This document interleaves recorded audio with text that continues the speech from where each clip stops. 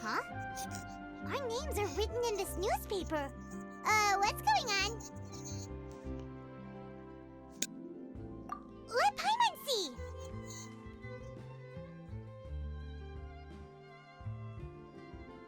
The underwater stronghold, the Fortress of Meripede, has continued in its noble autonomy, but that does not mean that others cannot interact with it. My recent attempts to enter the fortress bore little fruit. Huh. Guess Charlotte still hasn't given up on that. Thus, did an Outlander friend become the focus of this report, a blonde adventurer with their white fairy legends trailing in their wake. It is said that this mysterious traveler once visited the underwater fortress. So while the fortress's interior remains a mystery behind closed doors, do not fear, for the tales of the traveler contain surprises in spades. Journalist Charlotte's biggest scoop yet, the Traveler's Trail, World Walker. Huh. Charlotte took so many awesome photos of us and we never even noticed her. She hasn't been able to get a hold of anything at the fortress, so since we're easier to find, she's using us as the subject matter instead? Ugh, seriously? Well, fine. Those headlines and photos do look cool, so Paimon will forgive her this time.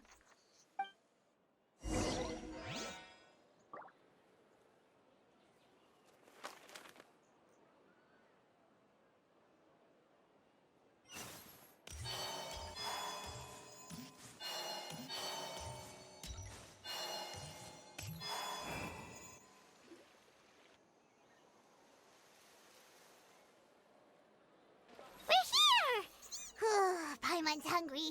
Should we go in and get something to eat?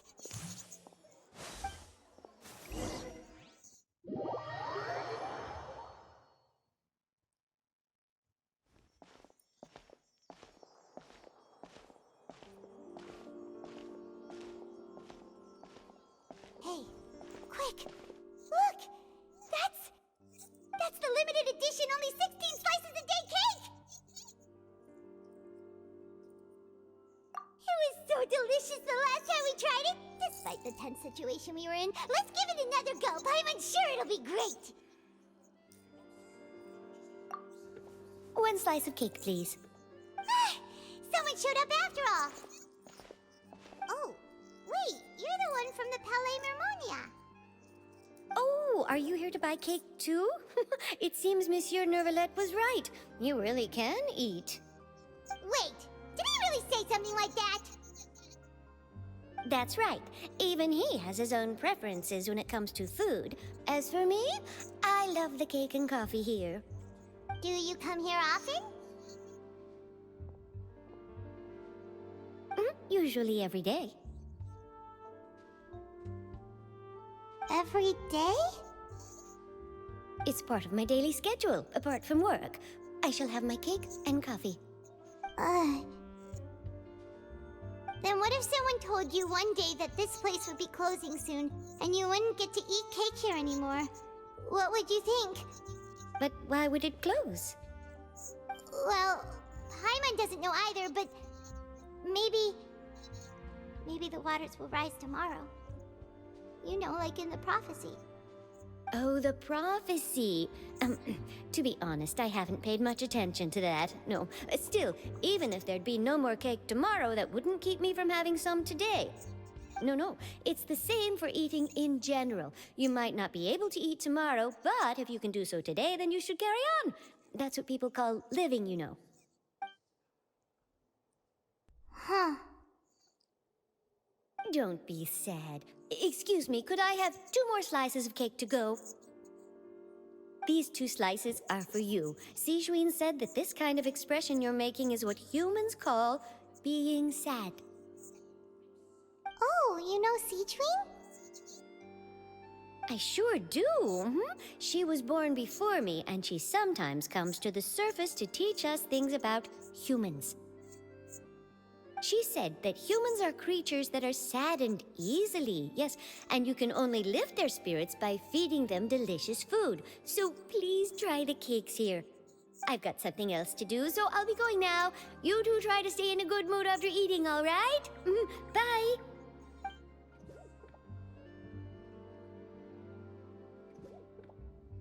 And there she goes. All right, let's dig in. I'm unsure this cake will be delicious.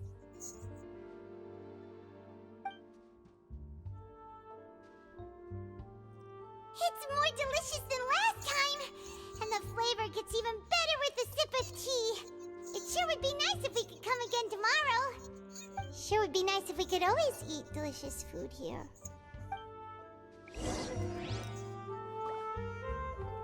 Forget about me. This is about Whitney.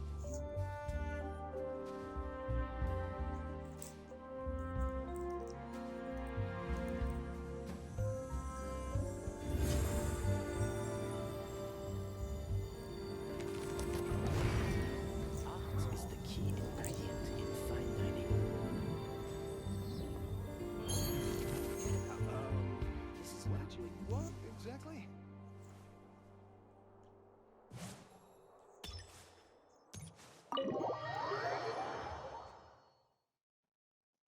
Oh, we're near the Steambird office. Let's go look for Charlotte and have a chat.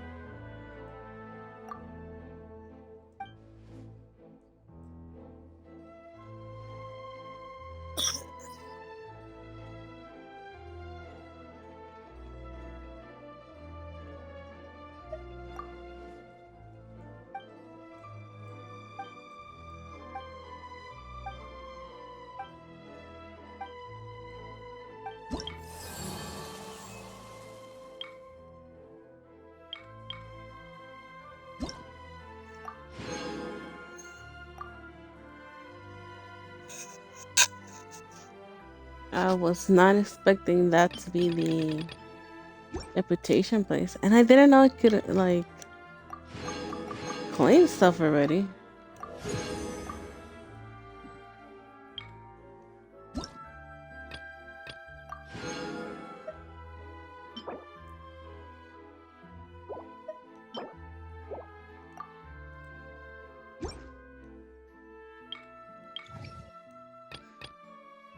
Oh, I could do it already. Okay, interesting.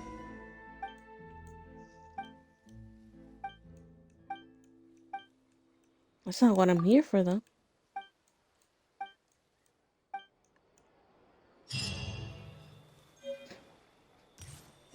Oh, that was it. Okay.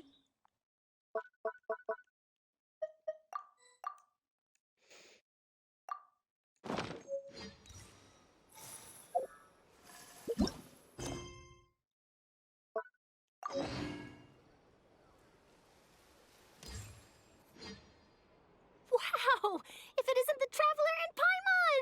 Oh, have you seen the article I wrote about you? Ha! You've got some nerve! You just used us to make some quick mora!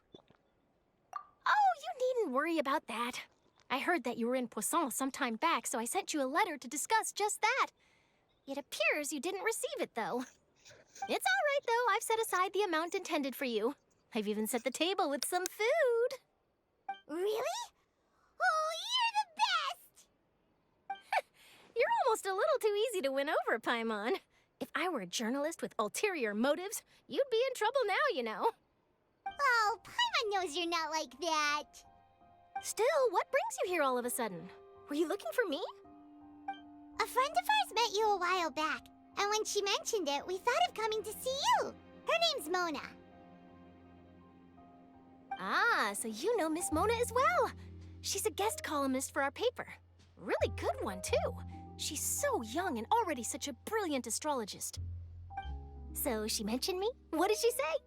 She said that you're a real daredevil of a journalist. Nice.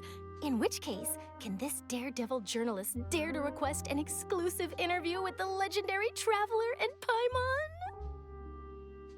Huh? So your article in the paper today doesn't count? Oh, of course it doesn't. That was more like live photography. What I'd like to do is dive deeper and ask you to talk about the things you've seen and experienced.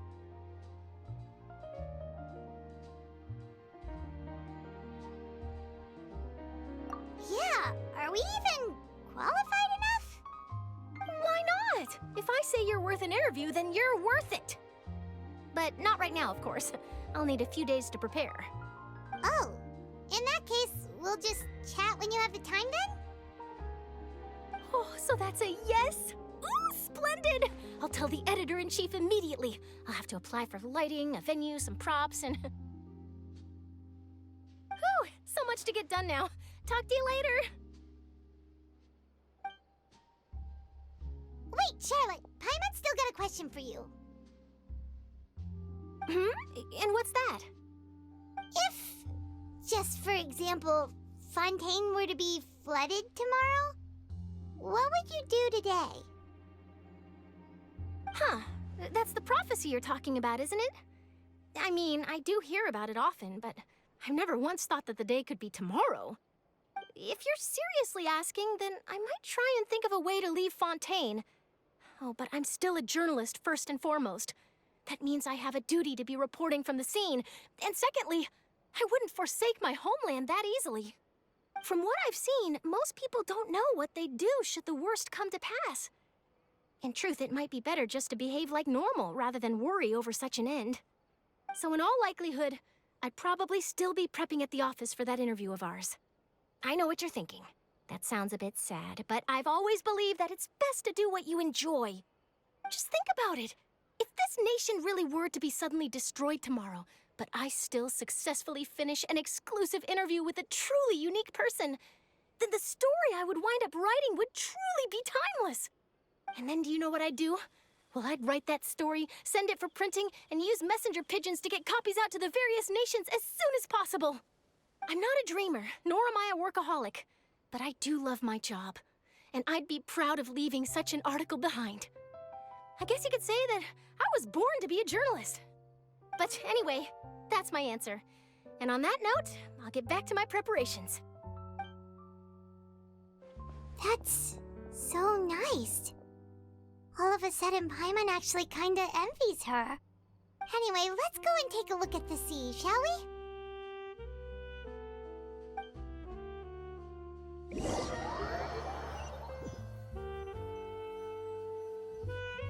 The sea breeze and scenery can be a pretty soothing combo, huh?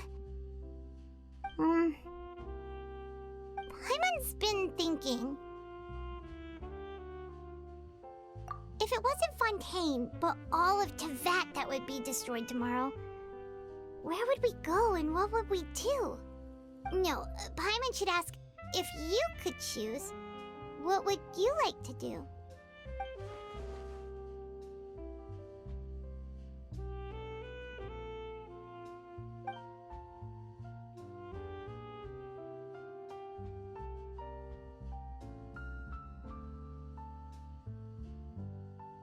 We've always been moving to the next destination, so we haven't spent much time thinking about these kinds of things.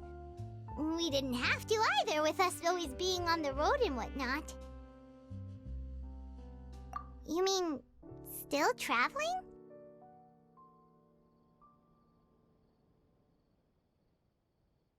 Huh. Wait, isn't that what we've always been doing?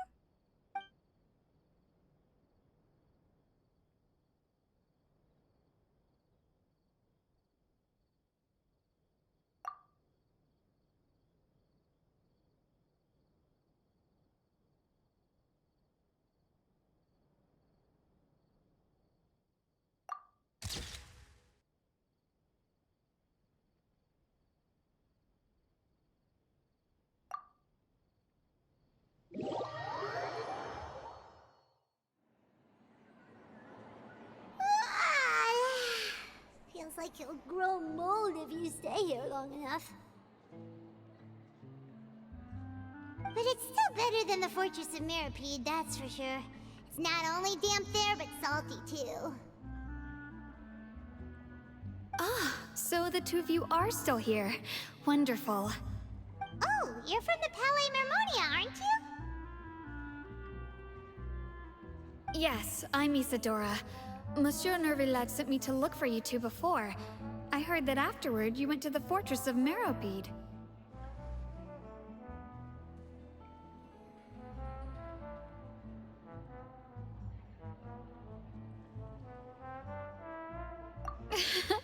Not at all. I'm well aware that you're friends of his.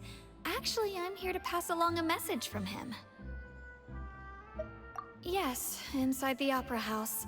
The Maréchaussée Phantom has declared the incident a small-scale riot. A riot? Well, that said, I don't personally think it was that serious. Lady Farina was watching a performance at the Opera House, and while she was resting during an intermission, some other audience members suddenly started harassing her, loudly accusing her of doing nothing about the prophecy crisis. And before she could respond, others started to join in. The crowd continued to grow, and protests against the Hydro Archon started to break out. So people have started to put the blame on Farina. Guess they finally found an outlet for the pressure they've been under due to the prophecy. I agree. People will naturally rely on gods, as is customary. But the moment people feel threatened, gods are also the first to be blamed. So what happened after that? Is Farina okay? Seeing that the situation was spiraling out of control and that further argument was pointless, she claimed that she'd gotten tired of this and left in a hurry. The Maréchaussée Phantom had their hands full maintaining order and did not catch where Lady Farina had gone. Only when things had stabilized did we realize that she had gone missing. So, you mean she's still missing? That's right. The Maréchaussée has dispatched many people to search for her, but we don't have any leads yet. That said, I don't think there's much to worry about. She is a god after all. Even if she were to fall into the hands of rioters, what could ordinary people do to her? Good. Monsieur Nervillet sent me to tell you about the situation, but he didn't say anything else. Don't worry, this is more than enough to go on. Thanks for keeping us informed. Ah, is that so? Well, all right then. In that case, you two take care. I'll be heading back to the Palais now.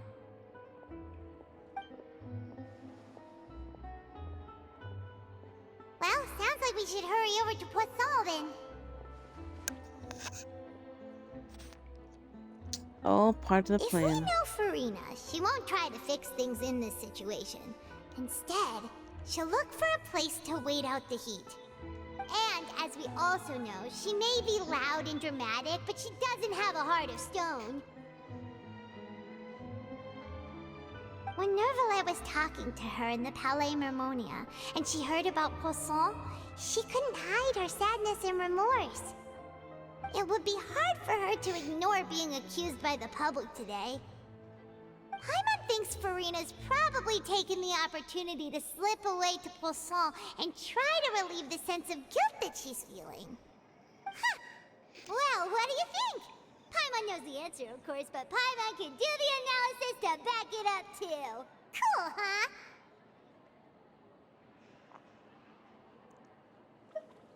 In that case, there's not a moment to lose. Poisson, here we come!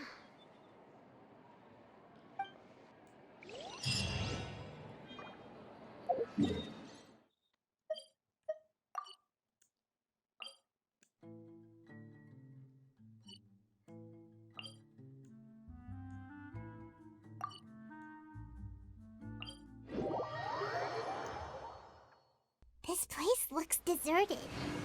Guess all the survivors must have evacuated already. All that's left here are signs of devastation. Could Farina really be here? Let's try to find her as soon as possible.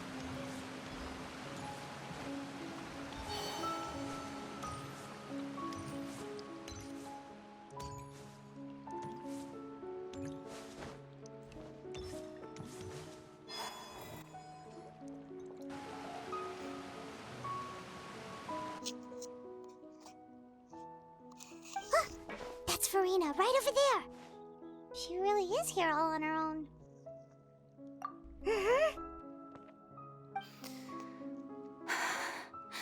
Should I just give up?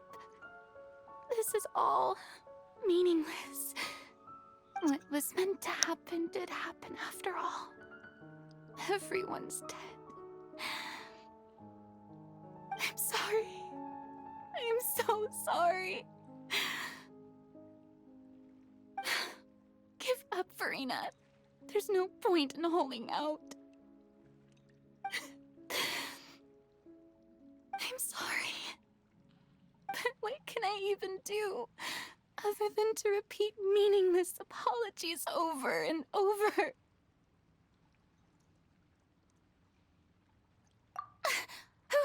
Who's that? Don't worry, Farina, it's just us.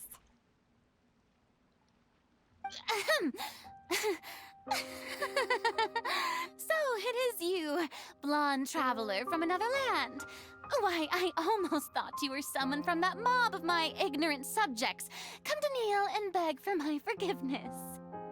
Farina, you were crying just now, weren't you? The tear stains on your face are obvious.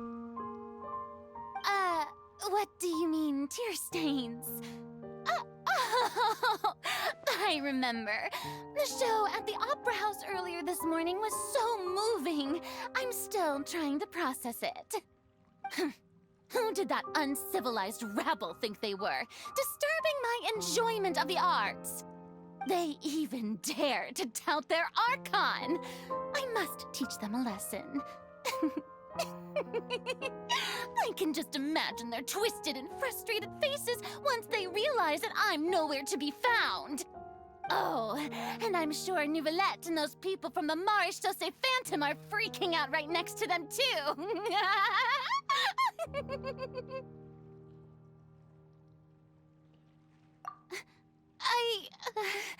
Of course not. Hey, there she is! The Hydro Archon's over there! Quick, after her!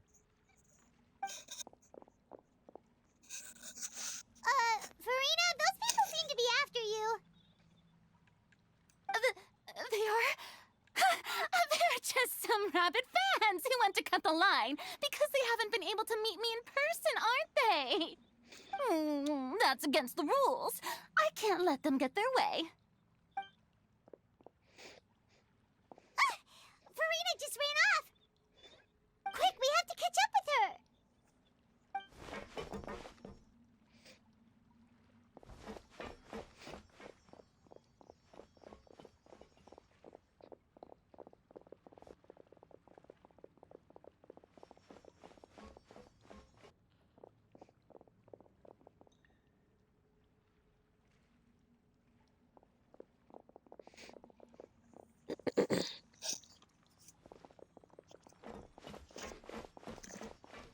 This should be the place, right? Hey, Farina! There's a good hiding spot over here. Quick, come to Paimon before the rest of them catch up to you. What is this place? Hurry, they're almost here. Fine. I suppose haste is warranted. Lead the way. Oh God.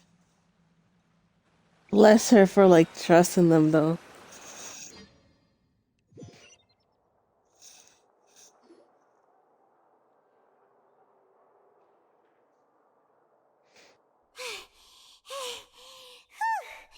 Paimon's exhausted.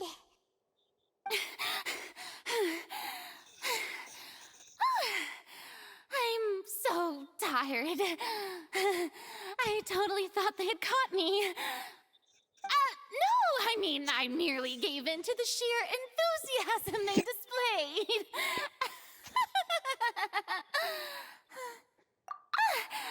You're right. Yep, that's a good girl. Calling her a good girl is What's crazy. happening? The ground's shaking. Is it an earthquake? Yeah, a quake of this kind preceded the flooding in Poisson, didn't it?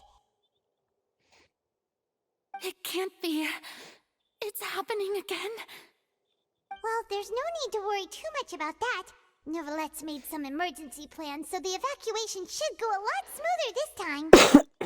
Yeah, I hope you're right. But the people of Poisson, they've already...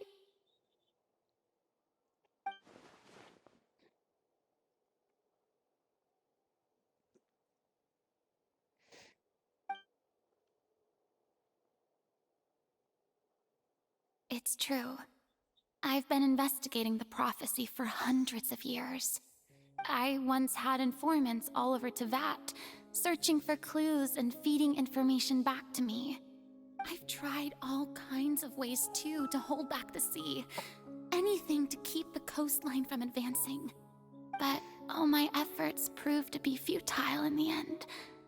Really, the truth has been clear to me for a very long time. We cannot make an enemy of the divine. No matter what we do, the will of the heavenly principles will have its way, and the prophecy shall be fulfilled. Give up. I do love the sound of that phrase. It would mean finally coming to terms with fate, but also for me to finally be free. Indeed, I've thought about giving up so many times, especially after we almost lost Poisson. Fate is really unreasonable, isn't it? It has no heart and obeys no rules. The prophecy has only just started to come true, and so many people have already lost their lives. But just now, it all became clear to me. I still don't have the right to come to terms with fate on behalf of everyone else. As long as the final moment hasn't come, it's still not too late. Don't worry. I will keep hope alive for everyone until the very end. Well, that's enough for now. I got the impulse to play the stricken maiden, but honestly, considering my rank and station, that wasn't a good fit at all. Don't take any of what I just said seriously. How could I possibly let Fontaine fall to the whims of trivial prophecy? Come on! Paimon could have sworn you were actually being honest just now.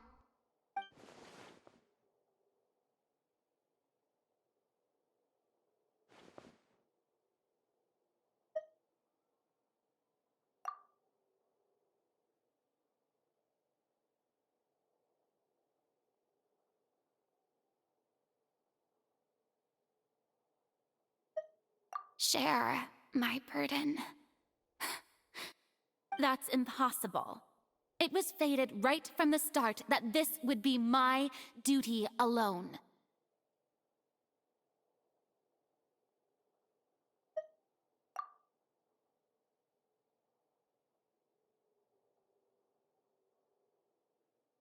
A witness. Yes, I've heard that you came to Tevat from beyond the stars, yes.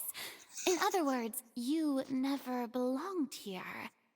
And if Tevat is, in its entirety, a show on a stage, then you're just a spectator, aren't you? If that's the case... Oh.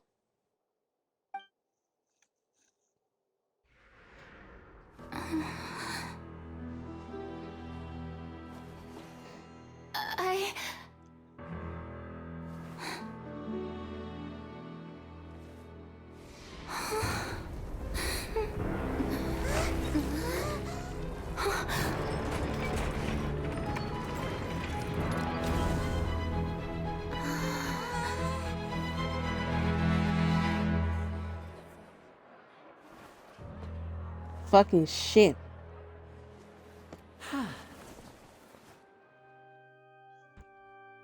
They should have had a signal or something so they know. Ladies and gentlemen, this concludes my opening performance. Now, without further ado, we may proceed to the trial of our god. So, this is what it is. Yes, You deserve praise for the effort you took to raise the dramatic stakes. Do not forget, however, that I am Focalor, the god of justice, the embodiment of justice itself.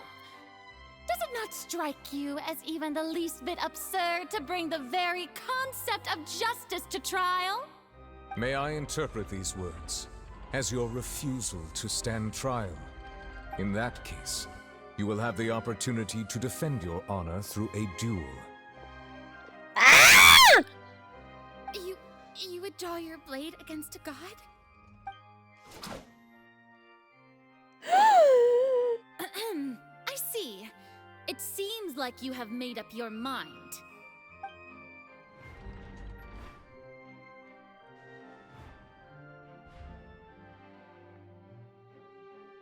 Paimon can't believe it. She just surrendered. What the heck is going on? Did I just see an Archon surrender to a human? Wow, how utterly humiliating. Lady Farina, what is the meaning of this? It would seem that there has been a misunderstanding. To be clear, the raising of both hands is not always the indication of surrender. Looking for excuses again, huh? I raised my hands just now to indicate my acceptance of the trial. No duel shall be necessary. I will admit that I've been running away for a long time. I'm sorry, everyone. I was unable to protect the people of Poisson. It is my duty to stand trial for my crimes. You are not the only ones to be disappointed in me. I, too, am exceedingly disappointed in myself. But now, it is time for the Hydro Archon to show you her courage and resolve. I, Farina, will use this trial to show the world the true meaning of justice! This time, I will protect you. Applaud and rejoice! One of the most outrageous and fantastical arcs known to the opera epiclese is now unfolding before your eyes. Mark my words, this shall be one of the most exhilarating and brilliant shows ever to grace the stage of Fontaine! The trial of the Hydro Archon, Focalor, will now begin! Woohoo! Oh my god, what an idiot. Why does it feel like Farina just took over the whole thing? Like, come on! Didn't she just get forced to stand trial for her crimes? Also, even though she's still acting I gotta super give it to her dramatic, though. she is taking this seriously this time, right? All right, then. Who will be my opponent in this trial? The court asks the prosecutor to please take the stand. Is that so? Very well. Then please speak, witness of Tivat, my accuser and fated opponent.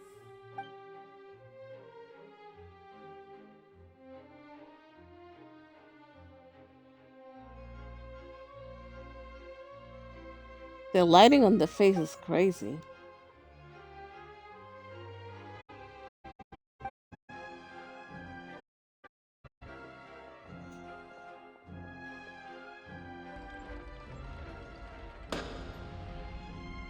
Also, please allow me to ask, as a final question before the trial begins, just how much work did you do to force me onto this stage? Well, we did do a lot of prep after the meeting that day.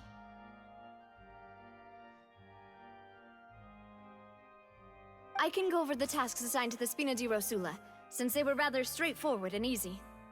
Navia, the president of the Spina di Rosula. Most of the people who participated in the disturbance this morning were my subordinates. I would never trust a single soul after this if I was her. Cause get the fuck They out of my changed into plain face. clothes and came to the opera house as regular audience members. waiting for the perfect opportunity to incite insurrection against you. The people's resentment against their Archon has been building as more and more of the prophecy is fulfilled. A spark was all we needed to turn smoldering anger into a flame. Moreover, according to our understanding and analysis of you, when something like that occurred, you would likely flee the scene and head to Poisson by yourself. So, we arranged for a second group to lie in wait there. So, you mean the ones who scoured the settlement for me were also from the Spina? And their goal was to force you to step into the giant magic box so you may personally participate in the greatest magic performance in all of Fontanian history. I would go That's crazy and right. kill all of them. That I would be house was a so magic honest. box rather than someone's residence. As the super ultimate version of the setup that I used when I first performed at the Opera Epiclese, the volume of the box was increased by a whole order of magnitude, and the distance it traversed was the entire gap between Poisson and Araneas. Its cargo, of course, was an Archon instead of a human. My thanks, Farina. Without your help, we could never have pulled off such an extraordinary performance. I will snap his fucking neck. Don't ever disrespect me like that. Oh my god, that's so crazy. You're welcome. Of course, this performance was only made possible with Father's support. The House of the Hearth spent a massive amount of labor in Mora to pull this off. We had to select a location, construct the giant magic box, dig a tunnel, and open up a path through the water. It was a lot of work for all of us. So, in other words, the earthquake that we felt within the giant magic box was just a normal tremor from the transportation of the whole house? That's right. It wasn't a sign of another disaster to come. Then, I can guess Roulette and Chlorine's parts. You gathered a crowd, prepared a stage, and made sure that the champion duelist would be immediately ready for a fight. Also that as soon as I appeared on the stage, the trial may commence without a hitch. Am I right? Yes, that is correct. Well, Chlorand, I must commend you for your courage. Only the most outstanding champion duelist in all of Fontaine would accept a duel with an Archon without flinching. Thank you.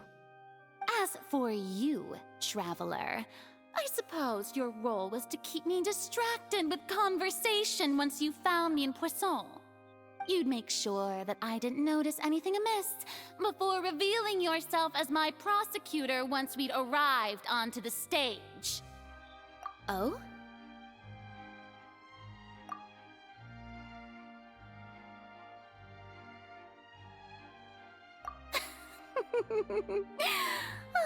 Is that so? Then I suppose I must have missed my final chance. It's fine. It matters not. What's done is done. The stage is already set, so there's no reason to disappoint the audience. Let's see this trial through to the very end.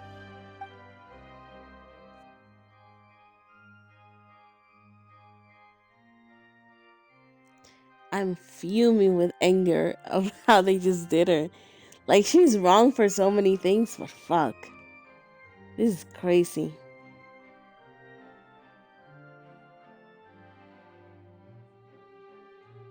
Madam Prosecutor, please allow me to pass this along.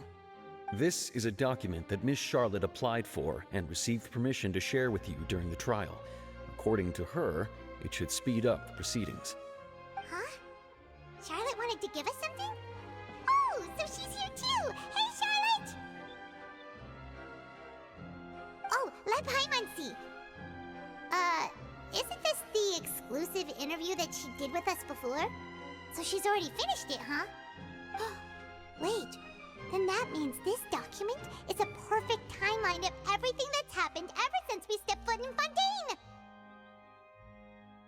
So in other words, we can refer to this, and anthology of evidence every time we want to use something from our journey as evidence for an argument.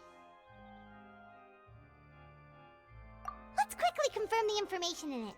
Just think of it as a refresher, alright? You defeated the Hydro Archon in the very first duel you took part in at the Opera House. That's one for the history books, all right. I didn't think that you'd wind up getting to the bottom of the case I'd been following all this time. I guess you could also see this as a happy coincidence.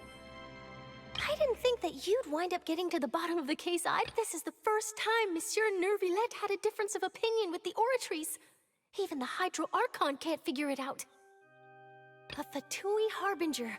She's an extraordinary person. Her instinct must mean something. A Fatui Harbinger. She's an extraordinary person. The fortress of Meripede was almost destroyed in a single day. That I didn't witness that scene personally will always be a source of professional regret, I think. According to Monsieur Nervillette, both Child and that whale should have been in the primordial sea at that time. I nearly lost my awesome friend Navia. To be honest, that still gives me shivers. The words of someone as extraordinary as a witch can probably only be truly understood when something surreal happens to you.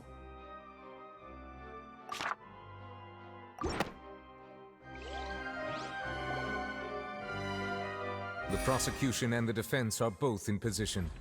The trial shall now begin. Oh, come on, Nervillette.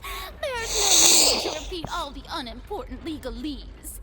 Just fast forward to the part where the prosecution lays out my offenses. As the defendant and the lead actress of this performance, I still haven't even been informed of my supposed guilt in all of this. Of course, it is only natural for humans to struggle to understand the actions of a god.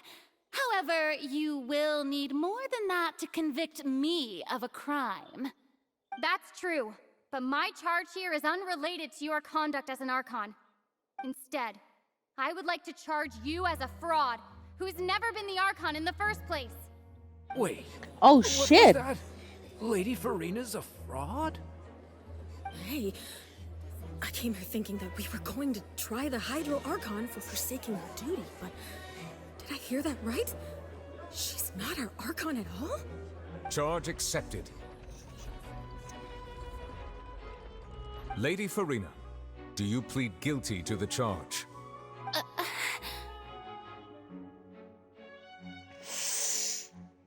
Lady Farina. I plead not guilty.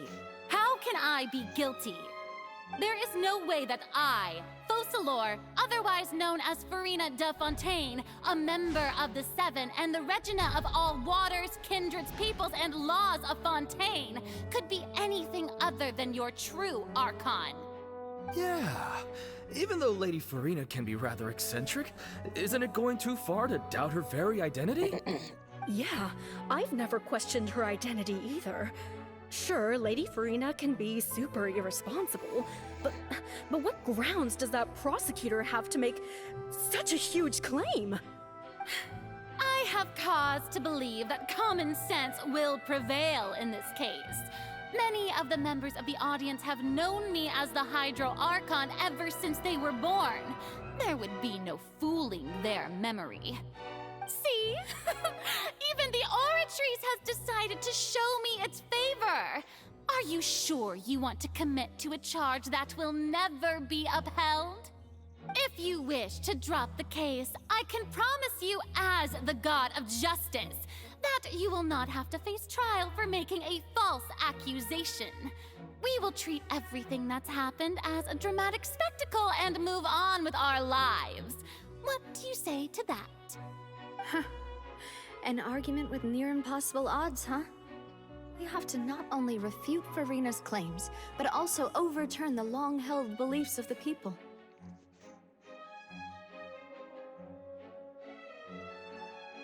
Well, I tried to give you the chance to surrender. If you must persist, then let me ask. If you believe I'm not the Archon, then what manner of being do you think I am? And if I was not the Archon, then how did I manage to live for over 500 years?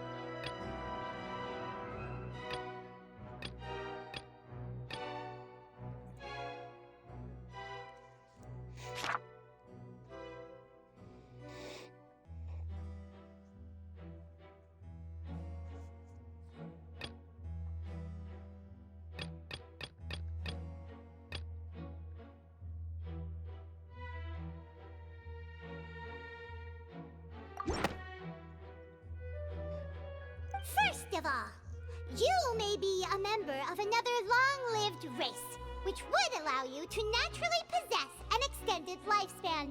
And second of all, even if that wasn't the case, there could be other ways to extend your life. Who gave you that idea? Was it the knave? You'd sink so low as to use a harbinger's words against me. A curse? I once thought it possible that the aura of an Archon might naturally resemble a type of curse. But in light of this claim, perhaps what I sensed was not your divinity, but a curse after all. Neverlet sensed it Oh too, my huh? god. Lady Farina is actually a human?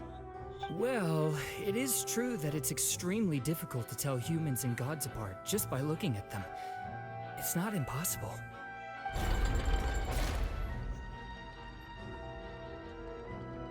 Well, don't start celebrating too early now. Even if I have been carrying a curse like you said, how does that prove that I am merely a human being? Besides, everyone knows that the main difference between a human and a god is the possession of authority. Gods can do what humans cannot. That's why they're worshipped as gods. For centuries, manifestations of my authority have served the nation of Fontaine. One need only to turn their eyes towards the Oratrice Mécanique d'Analyse Cardinal in this very opera house, or consider the endemnitium that is used in every aspect of life.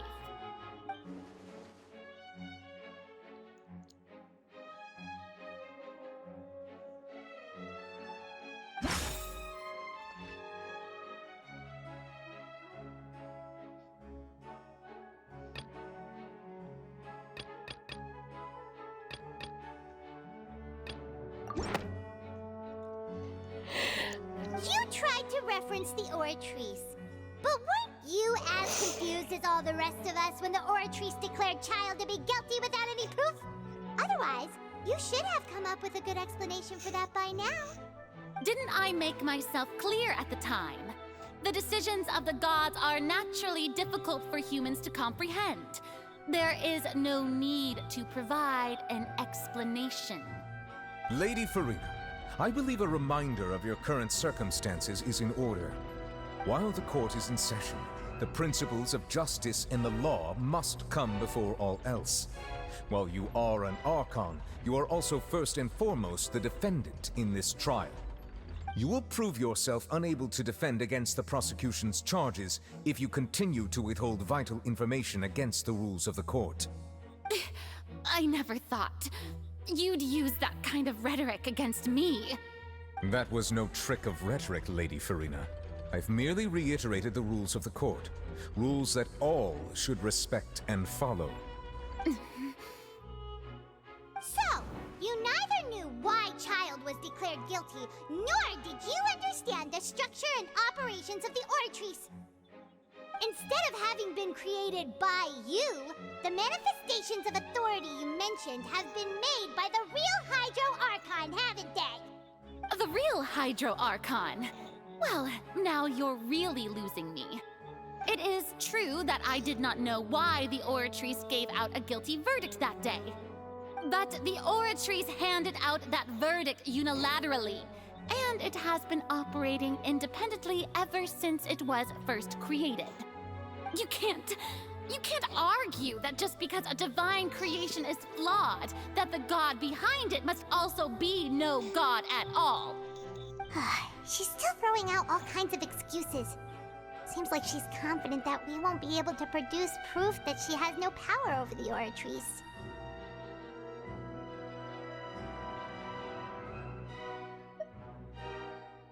My power as an Archon.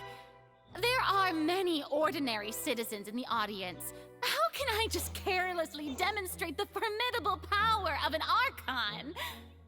If that poses a concern, I'm prepared to extend my protection to the audience. You don't need to go that far.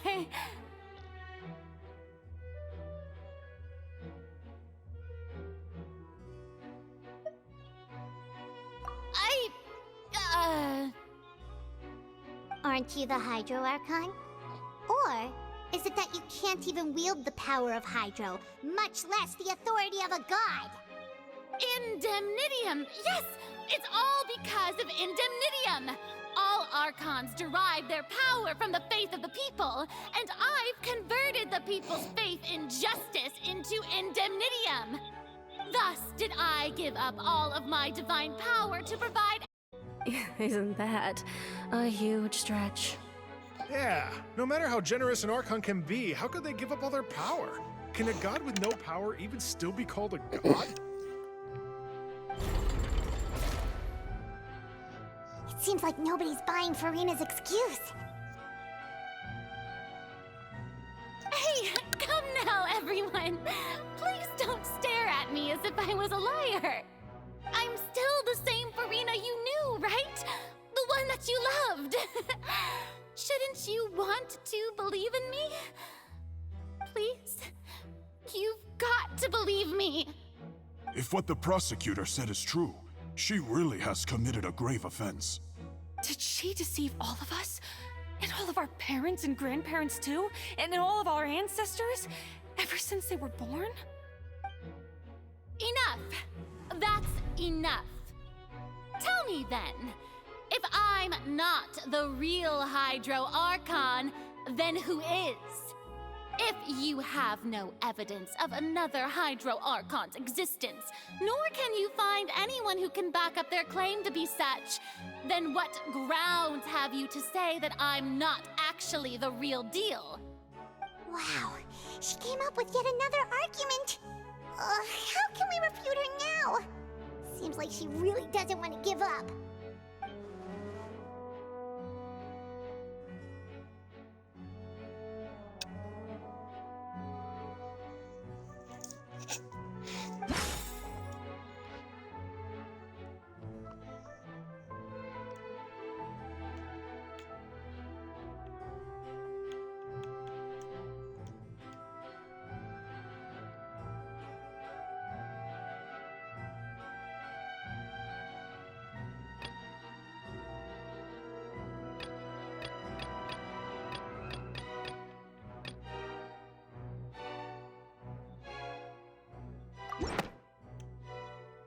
Oh no.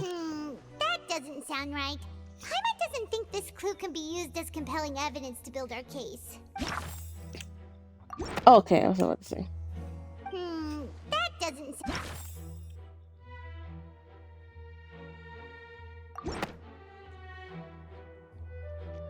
It has been established that all Fontanians can dissolve in water from the primordial sea. And that means...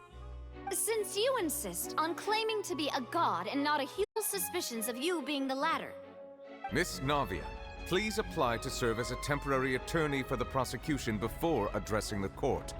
Though you act in partnership with the prosecutor, you must still adhere to proper procedure. Super sorry, Monsieur Chief Justice. I swear this really will be the last time that I'll speak out of turn. Now, I've brought some seawater from Poisson. As everyone knows, a massive flood struck the area not long ago, taking many lives, including those of some of my closest friends. So, Miss Farina, would you dare to touch some of this seawater?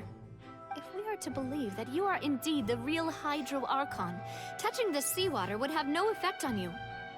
All it should do is strengthen your case. But if you don't dare to touch it, then we would have basically proved the reverse. Oh, and I must remind you that after the disaster at Poisson, nobody wants to see any more people dissolve.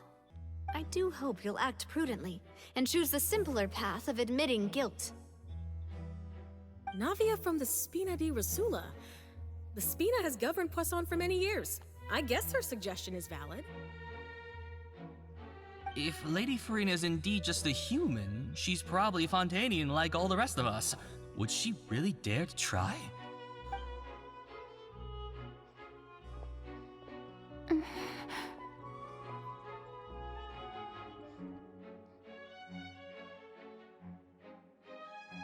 Lady Farina, this test has been unilaterally proposed by the prosecution. As it falls outside the realm of standard court proceedings, you possess the right to decline participation. In a way, though, if she disappears and she's like, okay, then that's it. I'm done. I don't have to deal with any of you anymore. So kind of win-win Well, of for course her. he had to tell her that. But refusing to participate is basically the same as a confession of guilt. She's just staring at the water without saying a single word. It really does seem like she's quite terrified of it. That could only mean... What's going on? Is she really planning to... That's not what we thought she would... Due to the inherent risk of the test, Lady Farina, you may...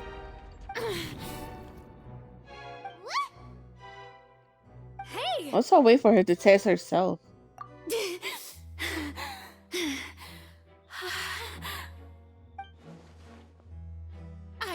I'm fine! Look at me, everyone! My hand is still here! I haven't been dissolved! Will you believe me now? I really am your Archon! I'm nothing like a normal human who would fall apart as soon as they touch this water! Really? Was this not the most obvious thing in the world? Miss Siegewin? If you're present, Miss Siegewin, please come forward and attend to the defendant. Siegewin? Don't be nervous. It'll just take a few seconds. Let me see. That should be enough. Please announce the results of your evaluation to the court, Miss Siegewin. As everyone doubtlessly saw, Miss Farina was displaying symptoms of hyperventilation and flushed skin. These indicate that she was experiencing the adverse effects of exposure to primordial seawater. The extent to which she was affected is the same as other humans when exposed to primordial seawater of a similar concentration. Thank you, Miss Siegewin. Lady Farina, you may return to the defendant's stand. Oh, wait. What did she just say? I didn't get dissolved! Shouldn't that be enough to prove my innocence? Well, considering your tendency to run from your problems, we did originally prepare a direct sample of the seawater around Poisson. However, after extensive discussion, we exchanged it for a sample that is not concentrated enough to dissolve an actual human. After all, on the off chance that something entirely unexpected might occur, we don't want anyone else to lose their life to the sea. Yeah, so out of regard for Farina's life, you secured a low-concentration sample and asked the head nurse to serve as an expert witness. It's a great thing that the direct sample wasn't actually used. Farina could have... I can't believe... You...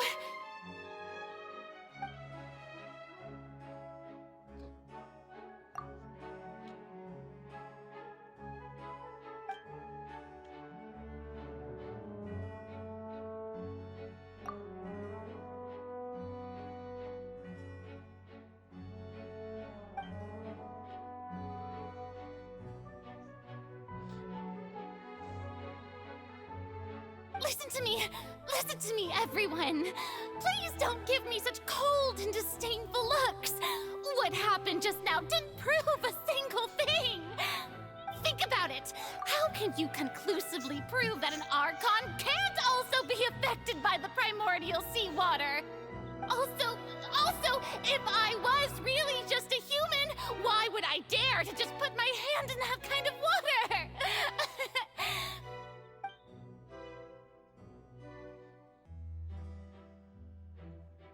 Please, anyone, just listen to me! I swear, I really am your Archon!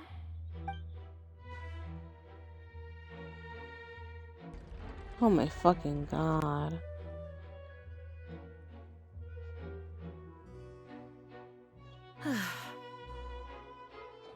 I don't think anything she says at this point will sway anyone. The odds are just too stacked against her now.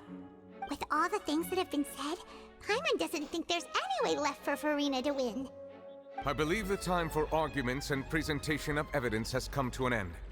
If there are no objections, we will move on to the final judgment.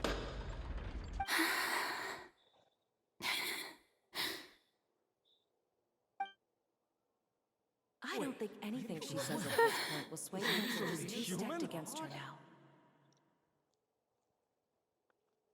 Go crazy, rage out.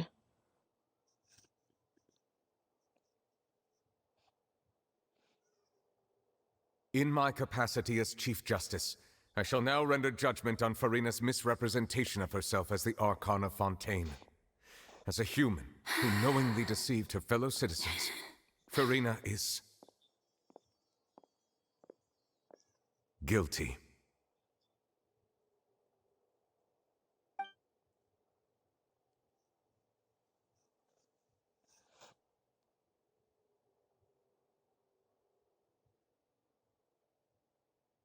We shall now turn to the Oratrice Mécanique d'Analyse Cardinale to render the final verdict on the charges.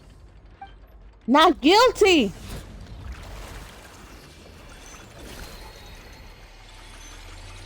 Not guilty, not guilty, not guilty. No answer, indecisive. According to the judgment of the Oratrice Mécanique d'Analyse Cardinale, Farina is... Not guilty! Let's go! What's the Oratrice's verdict? No, the Oratrice also displays a guilty verdict. Isn't that correct then? He is shook. The exact wording of the verdict is thus. The Hydro Archon, guilty to be punished via the death sentence. The death sentence? That's actually one of the available sentences? I've always thought that it was just a myth. The one and only time the death sentence has been handed out at the court, and it's been given to the very person we've worshipped as the god of justice? What an unexpected twist. Farina's been sentenced to death by the Oratrice? We just wanted to use the trial to show her the seriousness of things so she'd tell us the truth. How did things escalate this quickly?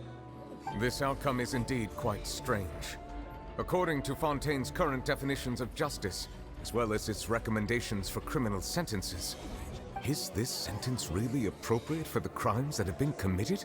Yeah! Even Fauché wasn't sentenced to death by the Oratrice. You know, the real evil mastermind behind the serial disappearances case.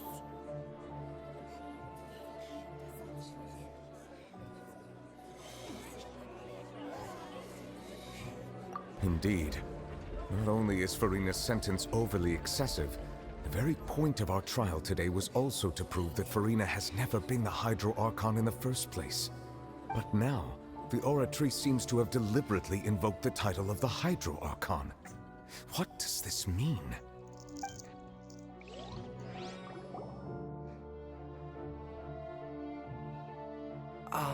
Excuse me, if I may interrupt. Save the day. Is the trial still going? Fremine! You finally Obviously. made it. I assume this means you've completed your mission? Mm-hmm. Any mission Father assigns to me will always be top priority.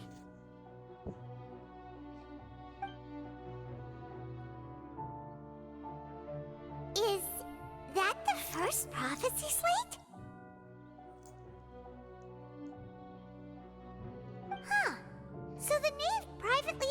for Fremine to try and find the missing slate. I looked everywhere and finally found it at the bottom of the sea. It took me a long time to get around some dangerous stretches of water. But has the trial already concluded? Then doesn't that mean I've come too late? Oh no.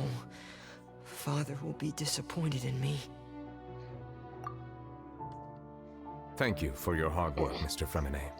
Please allow me to review the record left on the slate. Traveler, I believe that you have already seen the other existing slates, and would like you to come here and confirm their contents.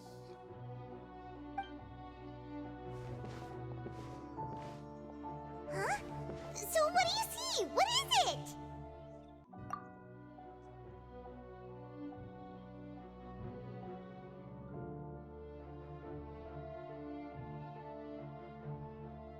I believe I've now made sense of the Hydro Archon's crime. It has to do with Fontaine's lost history. Huh? Isn't the Hydro Archon just guilty of deceiving her people? Oh, wait, no, that's Farina, and we've already proven that she's not the Hydro Archon. So when you say Hydro Archon, do you mean the real Hydro Archon we've been kinda talking about? In truth, everything that you've encountered in Fontaine up until this point can be traced back to the contents of these stone slates. However, I'm uncertain as to how much sense they currently make to you.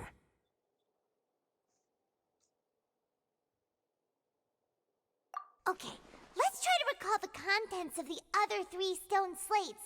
Paimon will do her best to help you remember.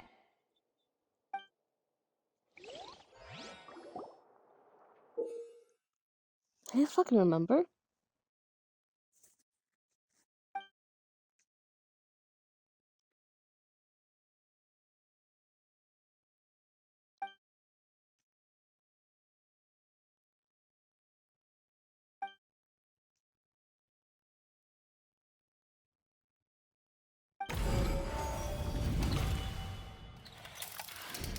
The first stone slate describes what you just said.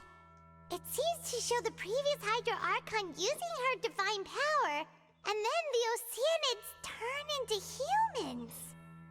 Does that mean that Fontainians are transformed Oceanids? Oh, Paimon wasn't expecting that. But if Oceanids can turn into humans, then perhaps this process can be reversed as well. The second stone slate shows Celestia floating in the sky, and the Hydro Archon and her people worshipping it together. But the heavens still brought judgment down upon them. This must be the point when the Hydro Archon and the Fontainians were branded with their original sin. Does this mean that the original sin and the Hydro Archon sin are the same thing? The third slate shows the Hydro Archon sinking into the sea surrounded by many people. That reminds Paimon, didn't we also watch that happen to someone else? Well, the fourth slate is the prophecy the Fontainians have been talking about. People dissolving into the sea, the Hydro Archon crying on her throne, and so on. We didn't believe that such a crazy disaster could happen at first, did we? But after that incident, it was just a question of when and not if.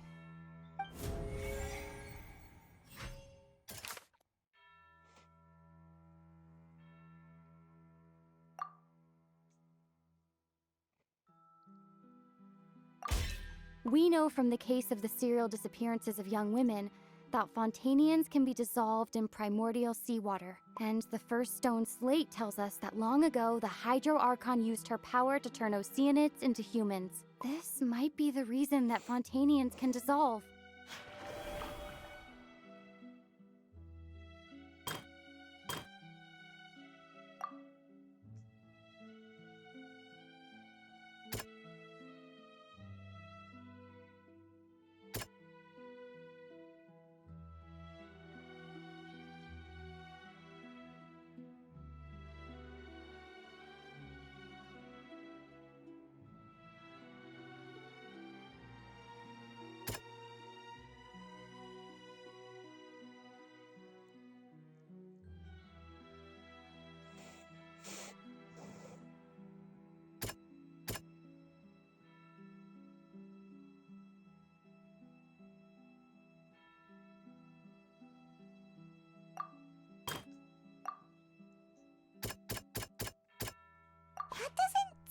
quite right.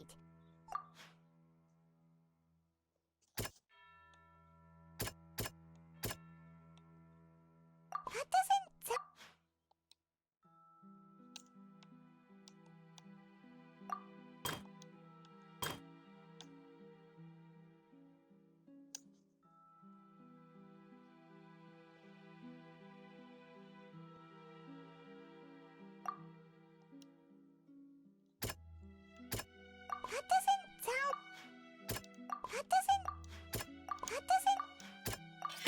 Perhaps what is about to take place has all happened before. The true sin of the Hydro Archon that Nervilette mentioned, and the original sin cast down on the people of Fontaine by Celestia, as recorded on the stone slates.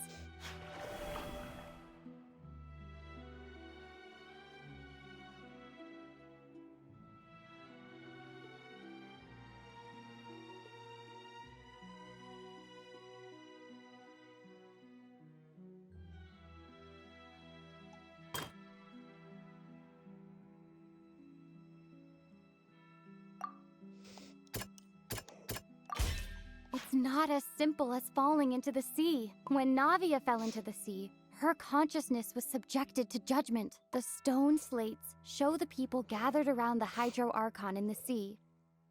Could that be alluding to the same thing?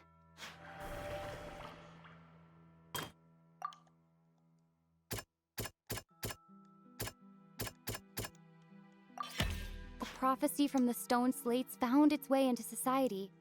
But not many people believed it at first. The fortress of Meropide was nearly flooded with primordial seawater, which we know can cause Fontainians to dissolve. It seems increasingly likely that the prophecy may come true. If we hadn't dealt with it in time, things could have gone very badly. They'll dissolve into the primordial sea but won't cease to exist. Their essence will flow in the seawater, converge, and take the form of an oceanid. The Hydro Archon was sentenced to death in court, shocking everyone present. Perhaps this means that her sin was actually Fontaine's original sin.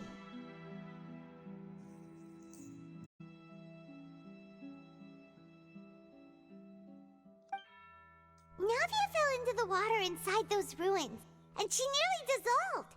She was surrounded by the people of Poisson in a court within her consciousness, and was forced to take part in a trial meant to make her stay.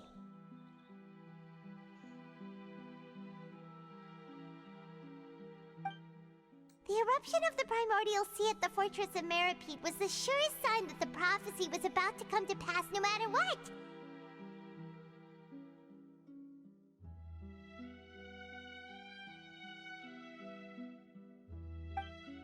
The stone slate's content can all be verified by recent events. If we combine what we know together, loads of truths should come to light.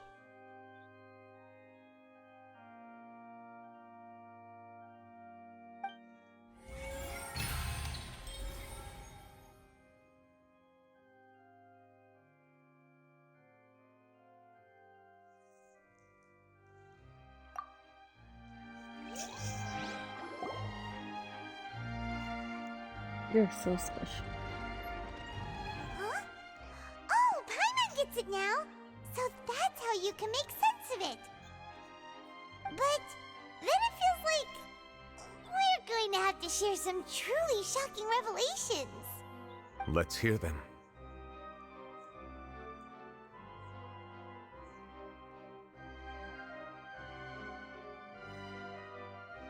Incredible! Linny, did you hear that? We're not real humans. All Fontainians were originally created by the late previous Hydro Archon, with oceanids as their basis. The evidence for that can be found in how only Fontainians could dissolve in primordial seawater, and how all the girls Vacher dissolved were also turned into oceanids. Oh, and according to Navia, when she was about to get dissolved, she also saw everyone gathered around for a trial, all of them in the shape of oceanids. Indeed.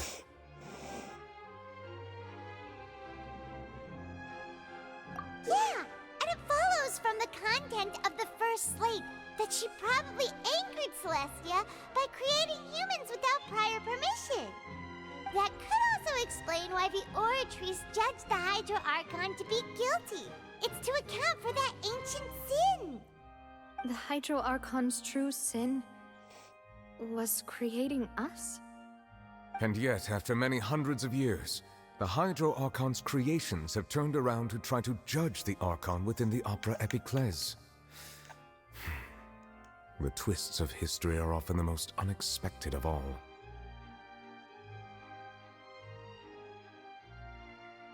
Yeah, isn't the image here just like when Navia fell into the sea? So wouldn't it be trying to show the image of the Hydro Archon also falling into the sea once the prophecy has been fulfilled in the fourth slate? In the end, the people will all be dissolved into the waters, and only the Hydro Archon will remain weeping on her throne. Only then will the sins of the people of Fontaine be washed away. Did Paimon get all that right? You've made some keen deductions. I must say, given how much you still don't know, it is impressive that you've already managed to connect so many pieces of the truth. However, while you were able to decode all the information on the slates, they've also been etched with an additional layer of hidden information using a different power source. When we were at the ruins, I tried to decipher the hidden information recorded in the slates. But since we only had 3 slates at the time, I was unable to come to a full conclusion. Now that the slate collection is complete, I shall make another attempt to decipher the narrative recorded within. If everything goes well, we should finally be informed of the unadulterated truth.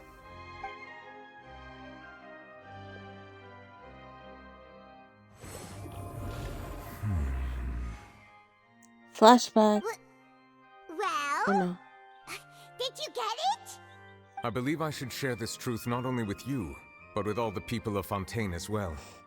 I will try to briefly summarize it for you.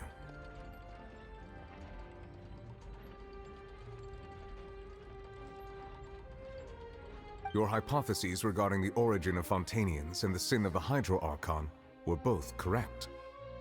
In the Fontaine of old, the previous Hydro Archon sensed the yearning of her Oceanid familiars for life on land.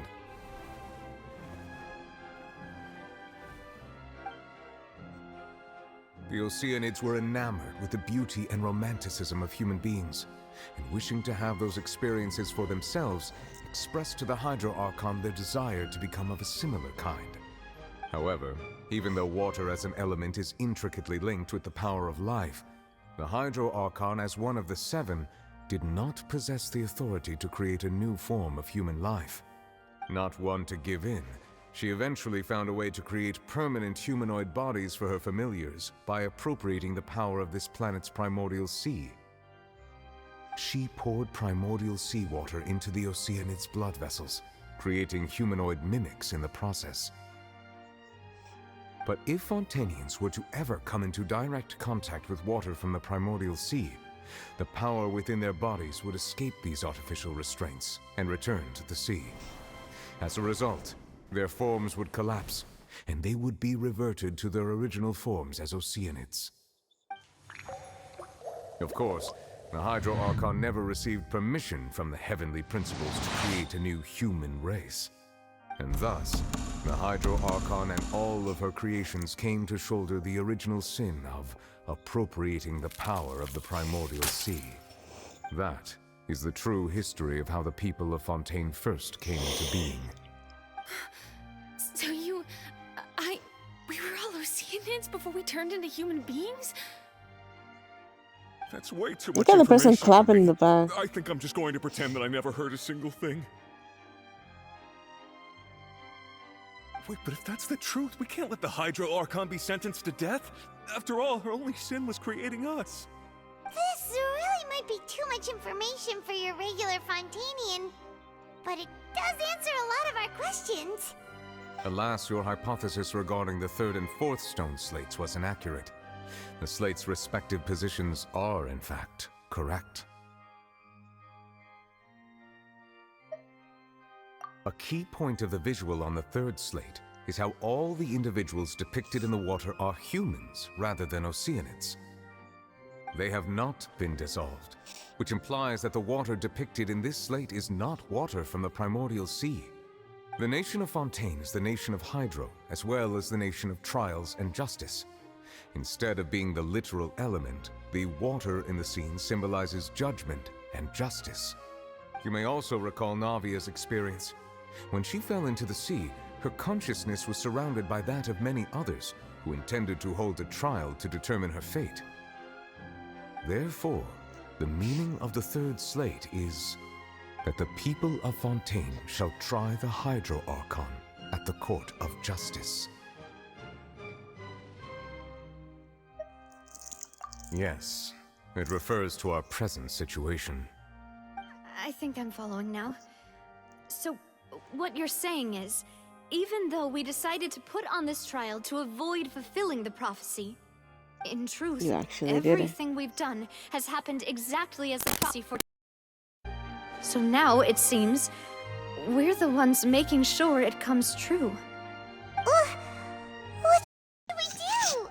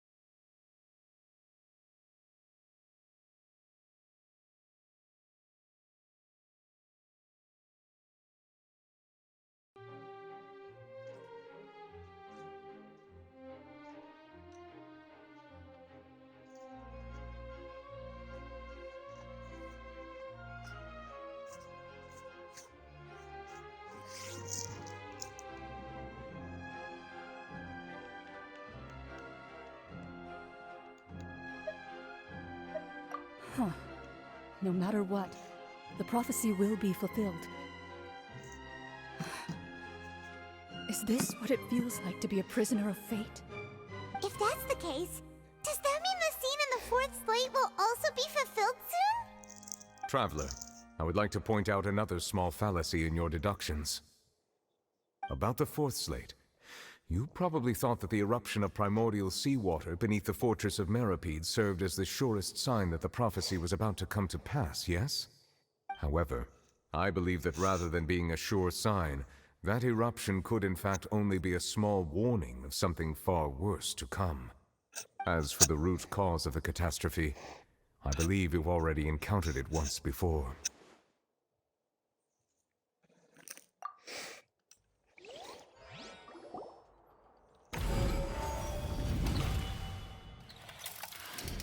This eruption was just a small warning of the things to come.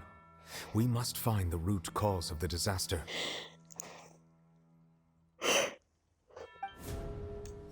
Is it the fucking whale?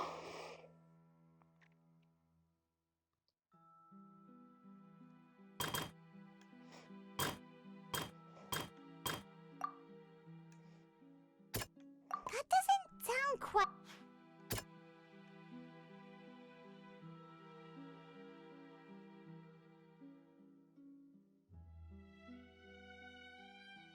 That doesn't...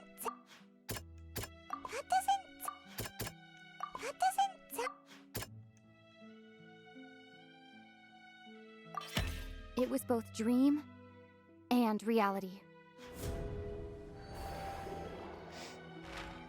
If we're talking about a true culprit, that could only be that thing inside the primordial sea, right? The truth, the original sin, the trial, and the root cause of the disaster.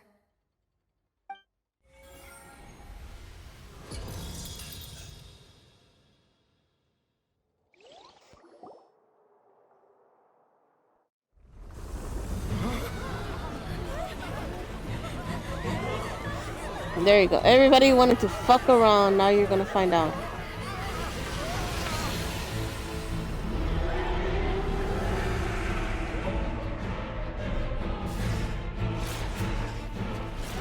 Man, teleporter.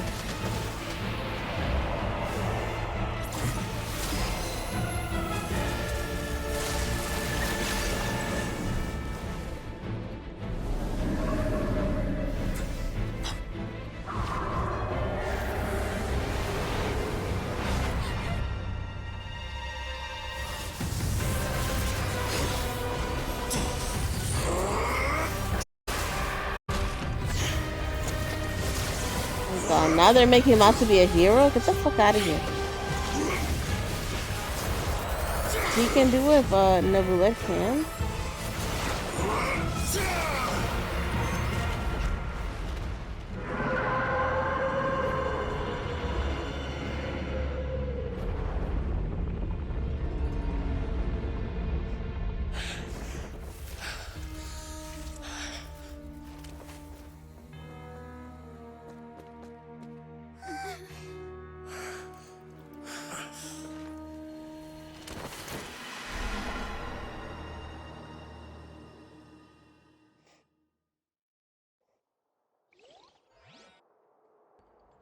That was way too close!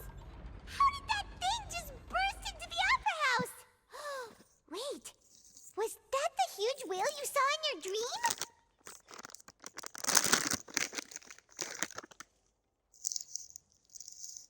So we've met it at last. I understand very well why it has chosen to make an appearance here. That whale does not belong to Tevat. It is a monster that has traversed the stars, weeping all the while. It has been greedily consuming the energy from the planet's primordial sea, using it to grow. That is the main cause for the rising sea levels. And once it has finished consuming all of the energy contained within the sea, its next step will be... You said that when the Hydro Archon first created Fontanians out of Oceanids, she filled their blood vessels with primordial seawater. Precisely. That whale finds the blood of Fontanians nigh impossible to resist. Therefore, when it left the primordial sea, it decided to make its next stop a packed opera house full of food. Food in the form of Fontanians. We just barely managed to push it back, right?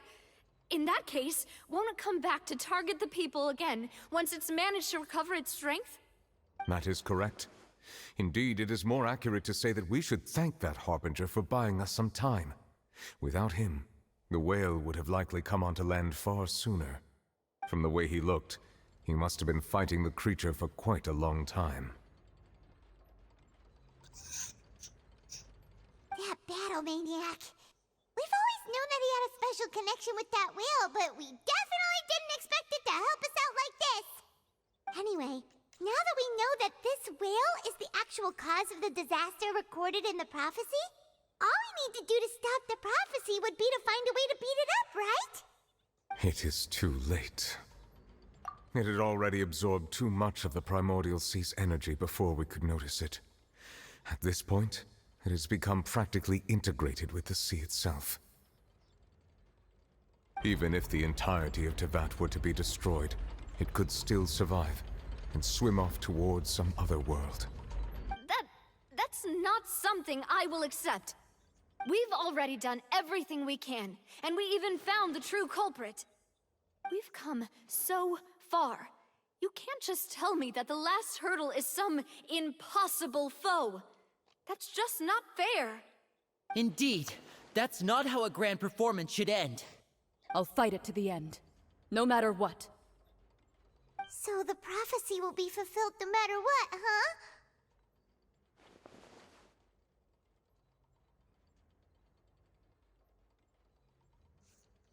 What answer? Prophecy. Yes. What has been prophesied will be fulfilled. You may view such things as the history of the future.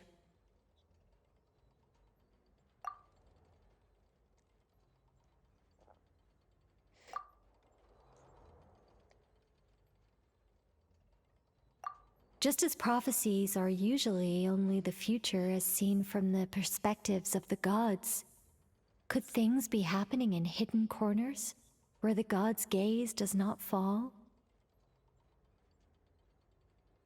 Ultimately, fate shall serve as your only guide, no matter what will happen in Tevat's future. All you need to do is to play your part.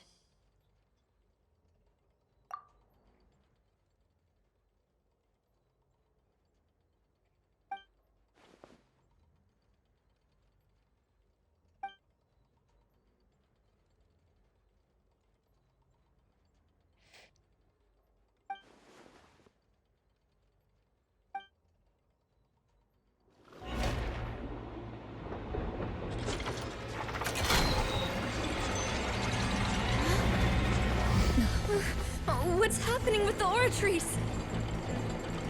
I believe it is preparing to carry out the death sentence.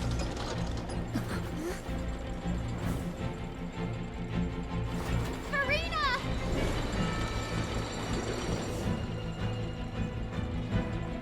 She doesn't give a fuck. I still need answers.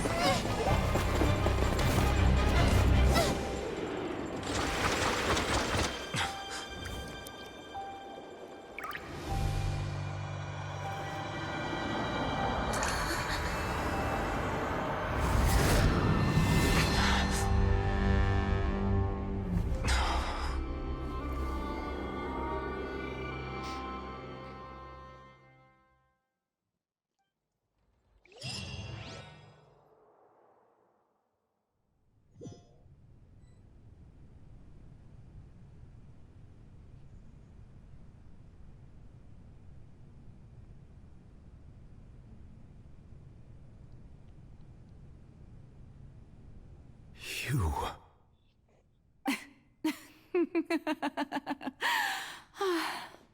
Sorry. That shocked expression on your face is just too amusing. I couldn't help myself. You are not Farina. Who are you? Ah, the sweet sound of bewilderment. Marvelous. A sure sign that my attempt to deceive everyone was a resounding success.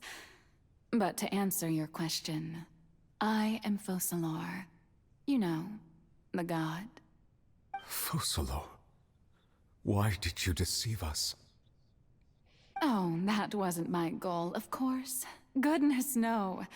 But I had to fool everyone else too, if I was to stand any chance of deceiving the heavenly principles. Deceiving the heavenly principles? It's all because of that pernicious prophecy. Dreadful, wasn't it? Everyone doomed to dissolve. Fontaine condemned to be flooded. One was not amused. In fact, one was positively bemused when that problem was thrust upon me by my dearest predecessor. That's the former Hydro Archon Egeria, for the uninitiated. It hardly gets more disastrous than a preordained national catastrophe, now does it? She knew full well that the prophecy would surely come to pass. And as one of the seven, she also knew full well that one defies the heavenly principles at one's peril. So yes, as you have no doubt surmised, it was a rather impossible situation that I found myself in. I spent a terribly long time mulling it over, alone on the ocean floor. And I was almost growing barnacles by the time I finally realized there was only one possible solution to this confounding conundrum. I had to outwit the heavenly principles, allow the prophecy to be fulfilled, ostensibly at least, while saving everyone at the same time. I'm a genius, I know. I can only assume that's why Egeria chose me as her successor. Although, looking back now, it was hardly the inheritance one dreams of. Between the task of saving the nation, the quotidian duties of the Hydro Archon, and not to mention the original sin of creating a new race of humans, I dare say she left me quite a colossal mess to clean up. But one can only play the hand one is dealt. I did not choose this, any more than I chose to be one of her Oceanid familiars. So you were also once one of the Oceanids, transformed into a human by Egeria's hand. Yes, I was. I always dreamed of becoming human. And I still do, even now. In my eyes, to be human is to be part of the greatest opera ever known. After becoming a god, I separated my divinity from my body and spirit, leaving behind only a self that was as naive and bewildered as my past self on her first day as a human being. The me you see before you now is that divinity.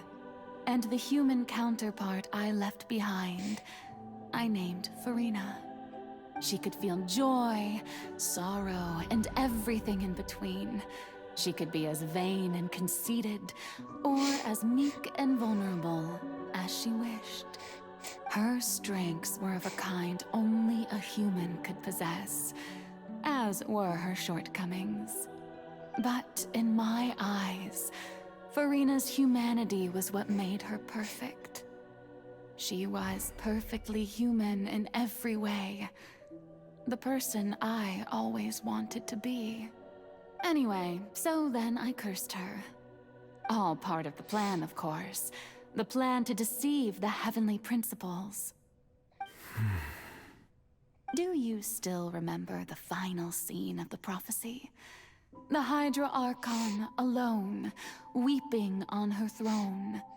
In order that the prophecy might appear fulfilled, I invited Farina to be an actress, to play the part of the Hydro Archon in the prophecy.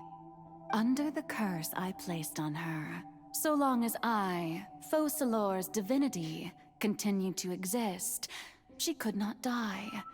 But nor was she free to live her life in the pursuit of happiness. Instead, she was forced to take the stage in the opera house, to embrace the role of leading lady, to forever play the part of the god from the prophecy, all to create a deceitful appearance of that prophecy coming to pass. I suppose now you probably understand why your court is called the Opera Epiclese. But Farina is only human, isn't she? Even though she has had a long life, her mind is no stronger than that of any other ordinary human being. I cannot begin to fathom what she has had to endure. It must have been torture for her. It has indeed. And although she is, in a sense, me in human form, I most definitely owe her an apology for it. It's been 500 years, and all along, she's been playing her part in the most unimaginably long, unbearably lonely, and agonizingly painful opera of all time. Jesus.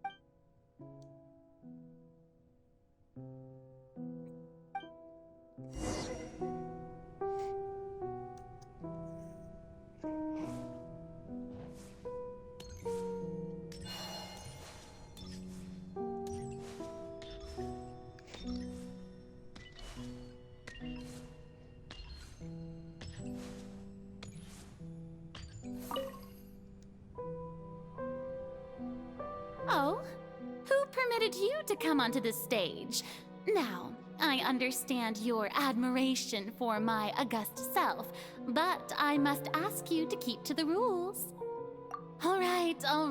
It is not my intent to reprimand you. There is no need to state your name. Just be off with you. Do not distract me from my performance. Oh, do not jest. Can you not feel it? I am Focalor. The eyes of countless Fontanians are upon me. I must, at all times, display the utmost elegance and nobility.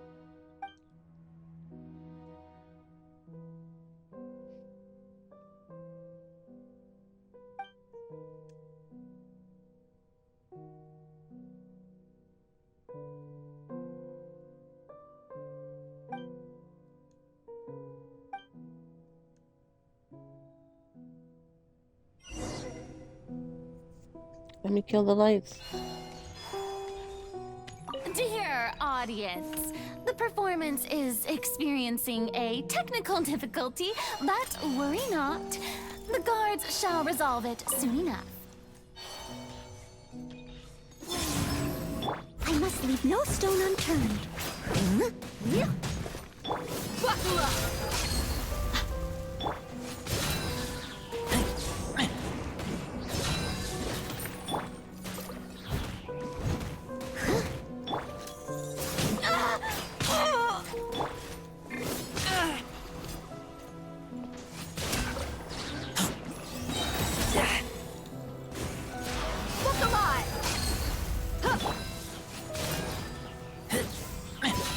A moonlit night for all.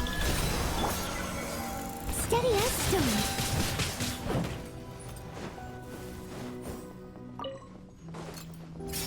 Oh my god, that already. Hey, what gives? The audience is still watching me, you know. Guards? Wait, where are the guards? Guards!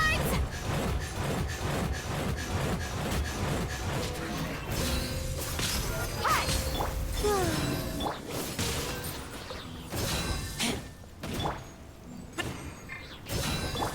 As a good knight should.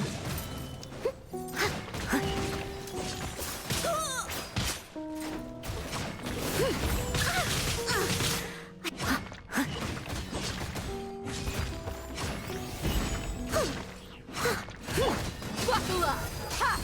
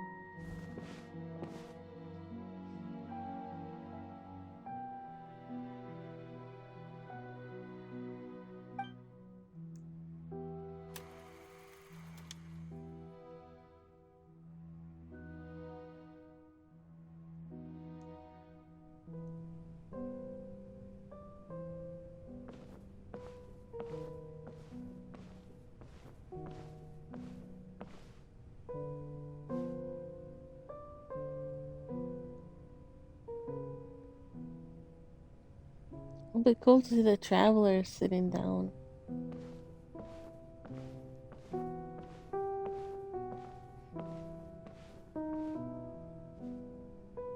Farina. Farina. Huh? Who's that? Who's calling me? Where are you? Be not nervous. Be not afraid. I am before you. Wait a moment. You're near me? How can this be?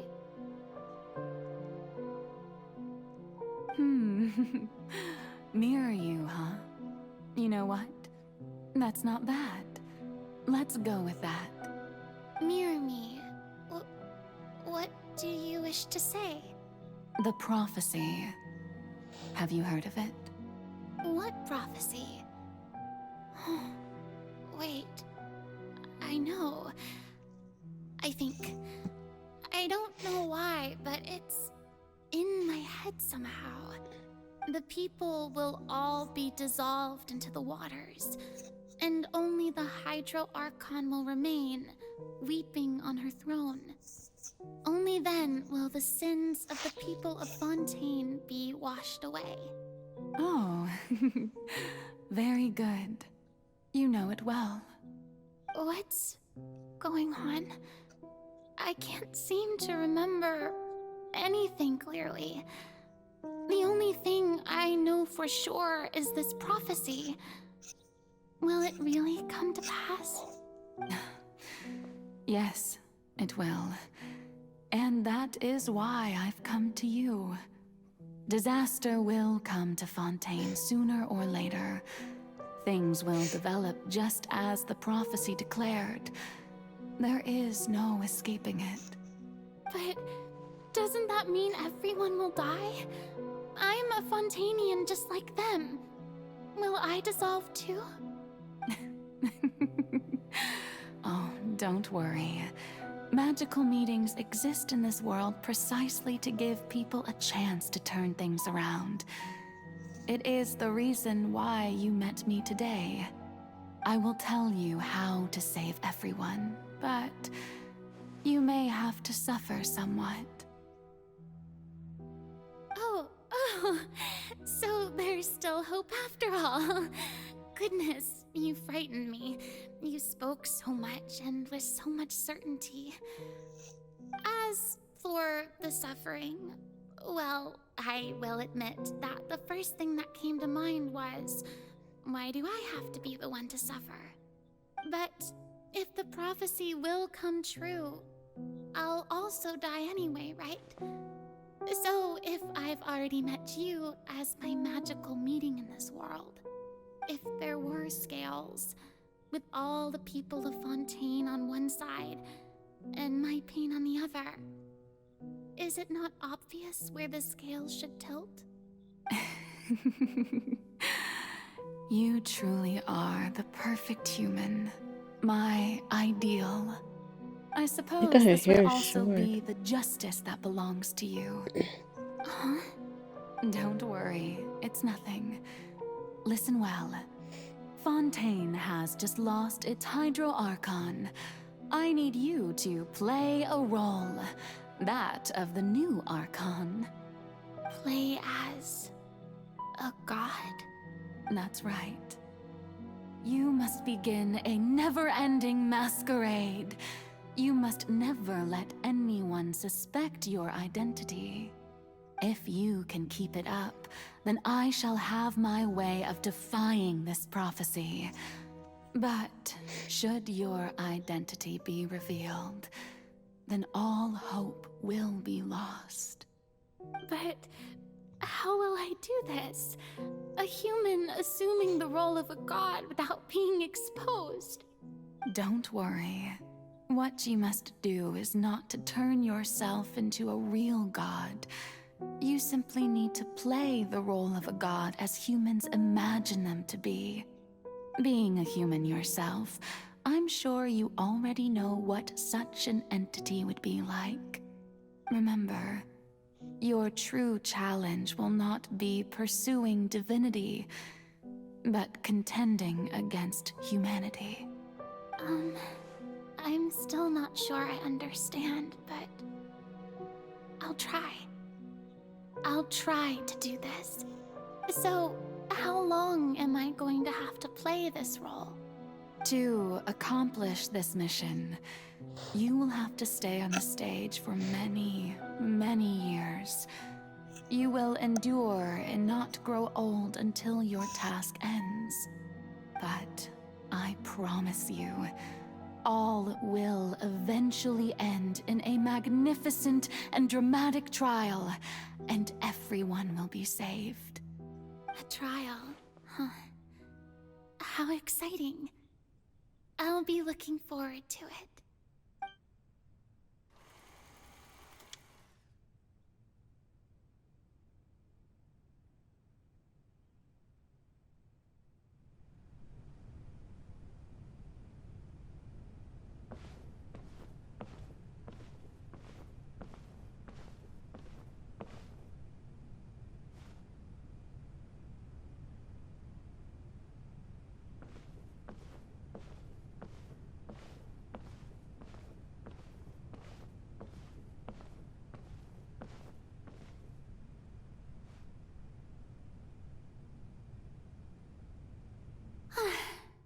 Maison Cardinalise has announced my accession, but this is my first time facing the people. What should I say to most appear like a god? To be honest, I still don't know. Perhaps I should first try to act natural. Ladies and gentlemen, good evening, and welcome to the Opera Epiclese.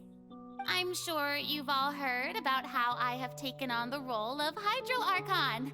Indeed, I am Verena de Fontaine, your new Archon. In truth, I know little about becoming a nation's new god, but it will be my honor to guide you all.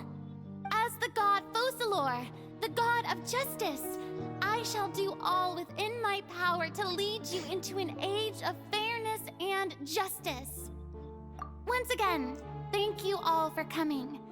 If you should have any questions or suggestions, please send them to the Maison Cardinalise. The future of Fontaine will require us to work together, after all.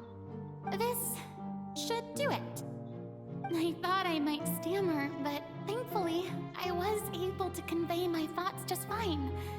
Okay, and next. That's the new Hydro Archon. Is this some kind of joke by the Maison? I would have thought that a being that surpasses humanity would be a bit more assertive. Hey, did you hear that? She even told us to send her suggestions there at the end. Shouldn't gods be all-powerful? She's being so modest. What's the difference between her and an ordinary person, then? If you ask me, perhaps the succession didn't actually happen. She might just be a Maison-back puppet. Wait, what's going on? Why is everyone suspecting me of being a fake? Oh, this is bad. If I get exposed here, there'll be no saving the people from the prophecy. Right. Mirmi said that I just need to play the role of a god as humans imagine them to be. Calm down, Verena. Think. What do the people want? How would they imagine a god to speak and act? Assertive, with a strong sense of presence. One who can dispel all doubt. That is the character I'm fated to play.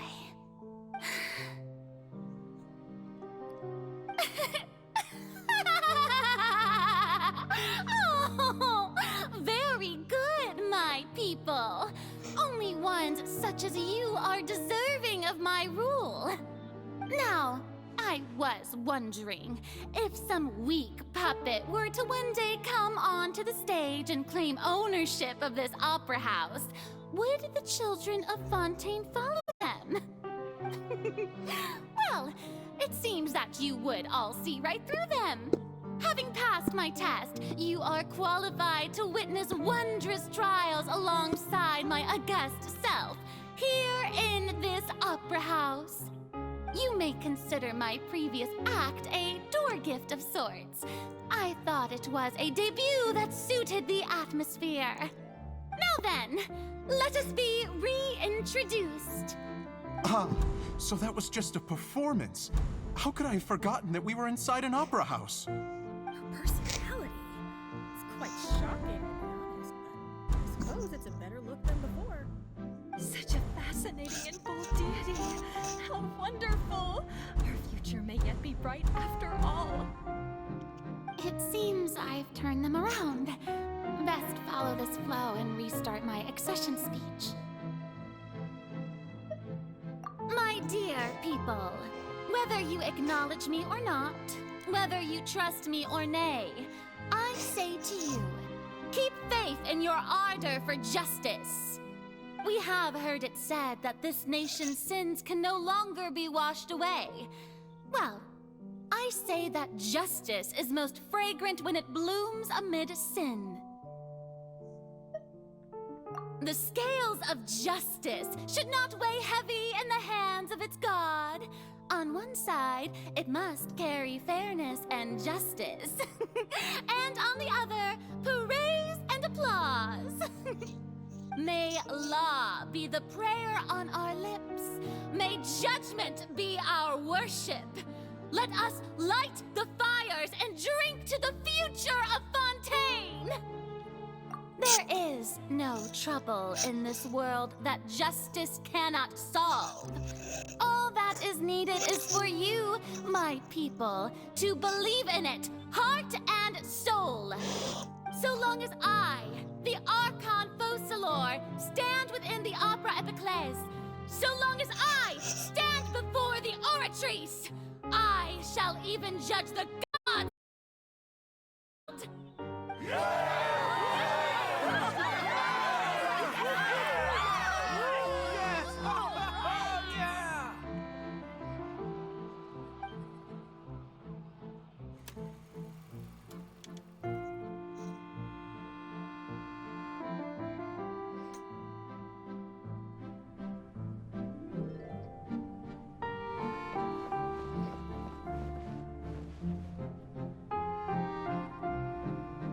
Lady Farina, here are today's case reports, as well as a summary of the follow-up for your perusal. Come now, was I not just at the Opera House in person? Leave these kinds of things to Neuvillette. Besides, none of these trials were the one that I'm looking forward to the most. If I may be so impertinent, what kind of trial are you truly looking forward to? A magnificent, dramatic, and wondrous trial. A trial to end all things. How could you hope to understand? That's true. I fear I lack the ability to grasp your divine thought, Lady Archon. No need for fright, and do not take what I said before too seriously. Go now, do your duties. The trial I await. It will come one day.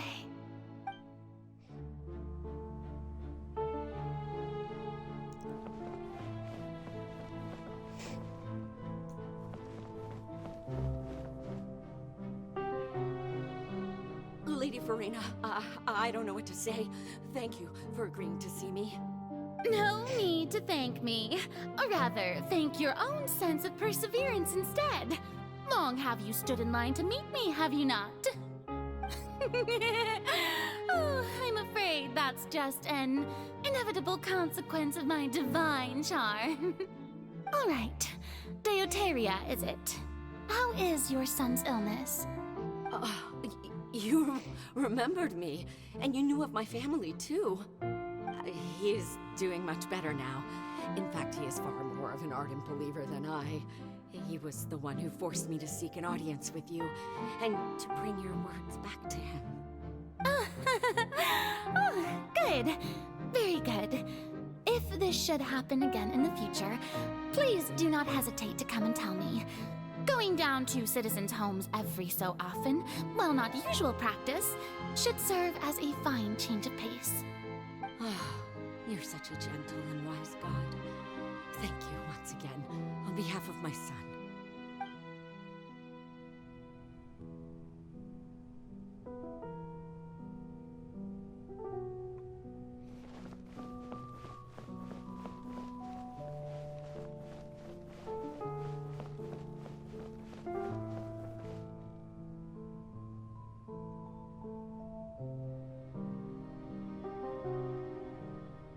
Lady Farina, here are the latest hydrological reports. As for the specific parameters you asked to take note of, I'm afraid things still don't look good. I see. It's as I thought, then. As your god, I did already expect this, but I wanted to see how far your human wisdom would allow you to analyze it.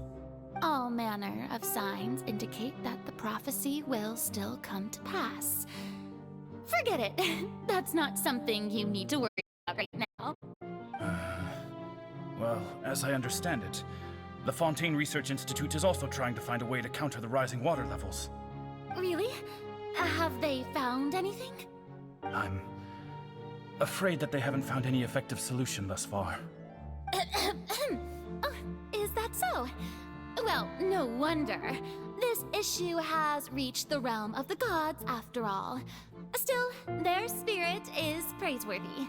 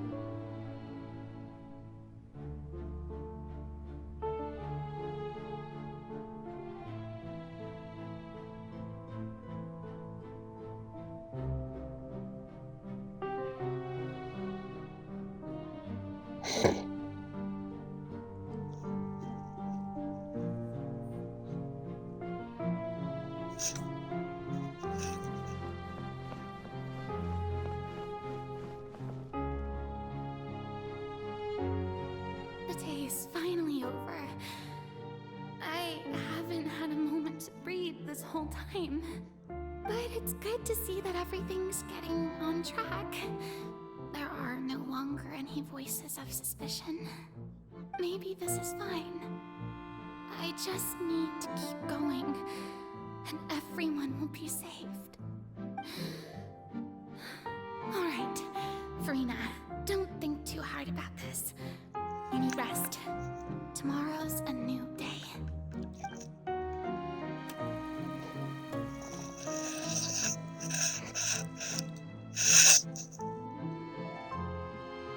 Lady Farina, here are the new trial reports for the latest cases, as well as a summary of the follow-up.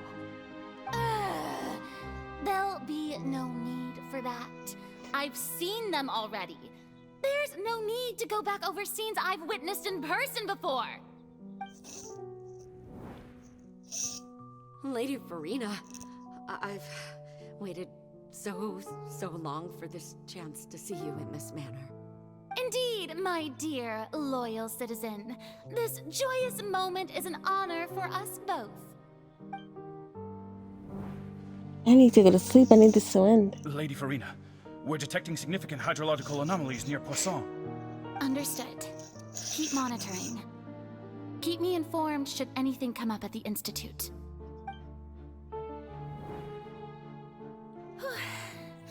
I don't think I let anything slip today. I must show the people that there is nothing to worry about. I just don't know when these days will end. I feel utterly exhausted. Best to rest early today, too.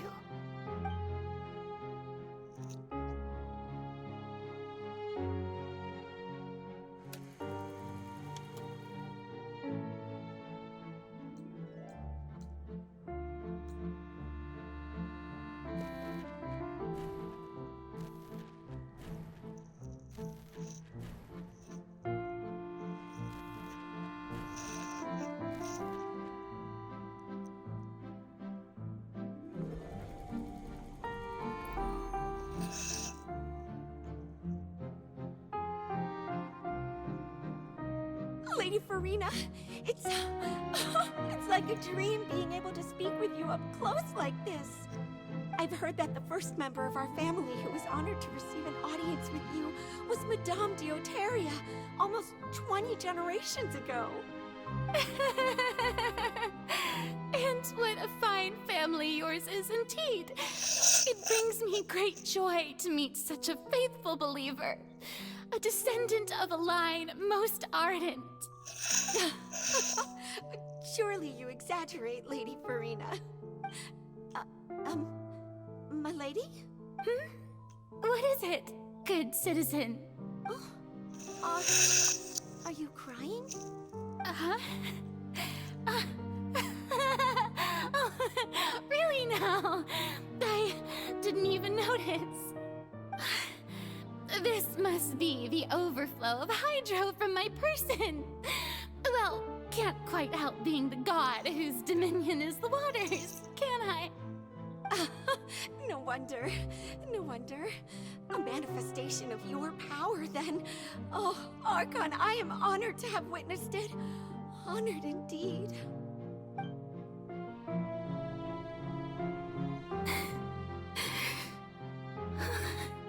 So interminable. So lonely. Just how much longer? Hundreds of years must have passed by now. Perhaps the show must go on for hundreds more. I never imagined that it would hurt so much. Have I reached my limit? No. Perhaps I reached it long ago. Today I didn't even notice my own tears. I want to tell someone, anyone, anyone about this. But would that not destroy all I've done so far? I've conducted so many investigations across the centuries, but there's not even a sliver of hope that we might break the prophecy. All I can do is keep heart. I must maintain this act. It is the only way to save Fontaine. Please, mirror me. You have to succeed.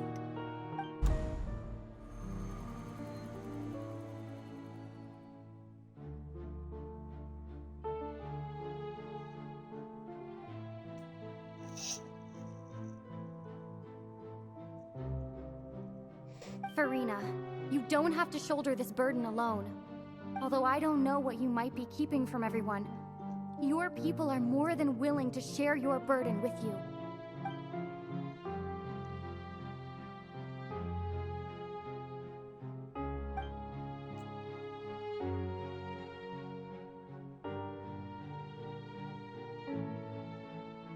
Share my burden. That's impossible. It was fated right from the start that this would be my duty alone. But even if your burden doesn't need to be shared, you can still choose to confide in someone. Just share it with me. I'm what you'd call a witness. A witness? Yes, I've heard that you came to Tevat from beyond the stars, yes. In other words, you never belonged here. And if Tevat is, in its entirety, a show on a stage, then you're just a spectator, aren't you? If that's the case... She's right. I could confide in her, couldn't I? But if things don't play out as expected, the people of Fontaine will be the ones to pay the price. No, Farina. You shouldn't be selfish. But what if it's really all right? Farina, you've worked so hard for so long. Surely it would be okay to put yourself first for once. Just this once. Is it such an outrageous thing to do anyway? To find someone in whom you can confide your frustrations and sorrows? Surely it could not hurt. If you let this opportunity slip through your fingers, it might never come by again. Think about it long and hard.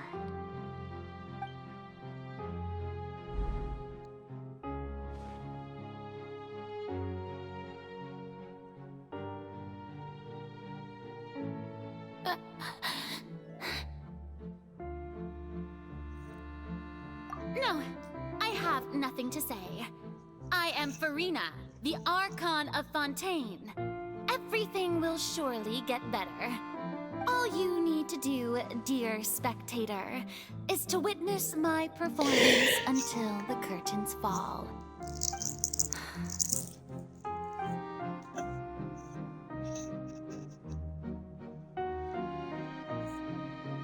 Fine.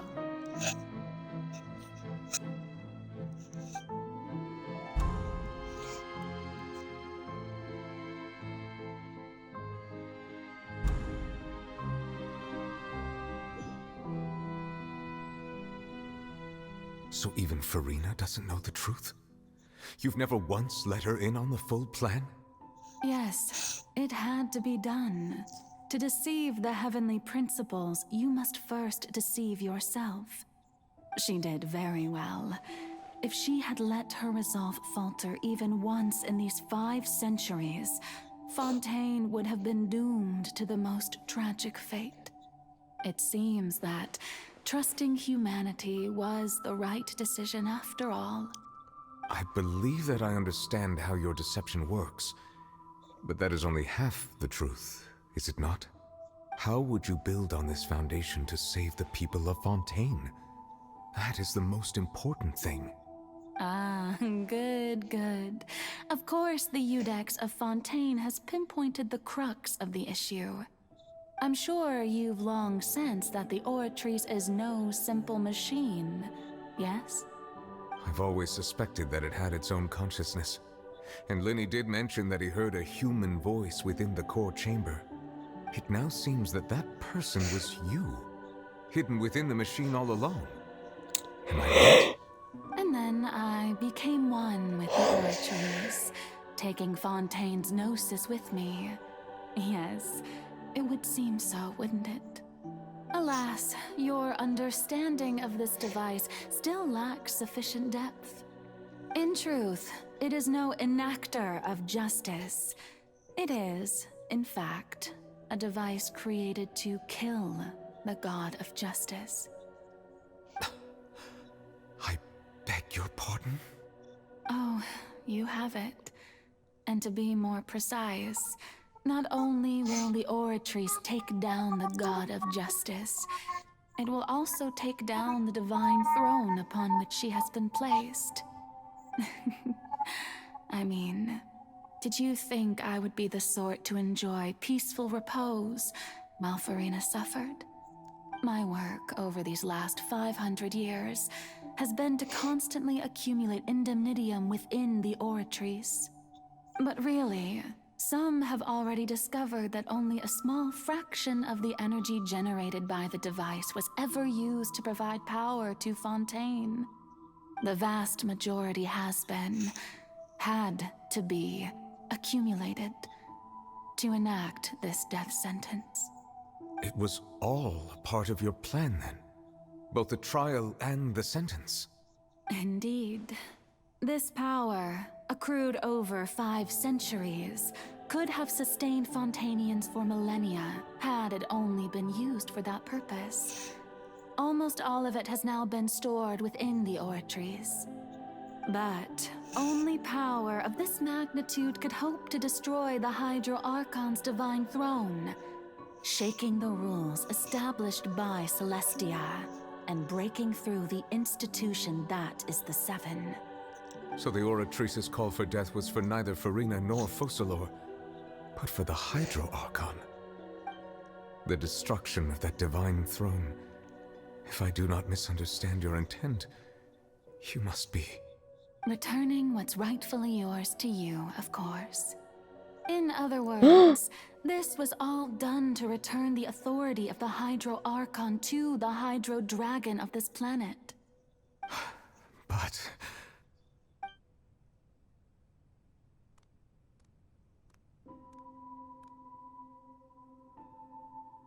Oh, what?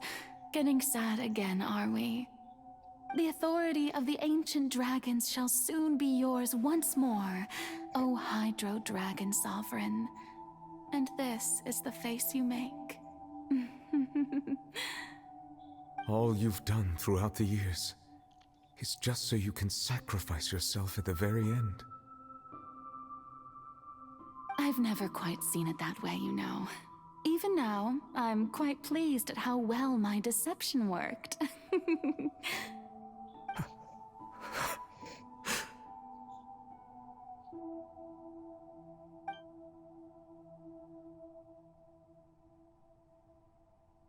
Hydro Dragon,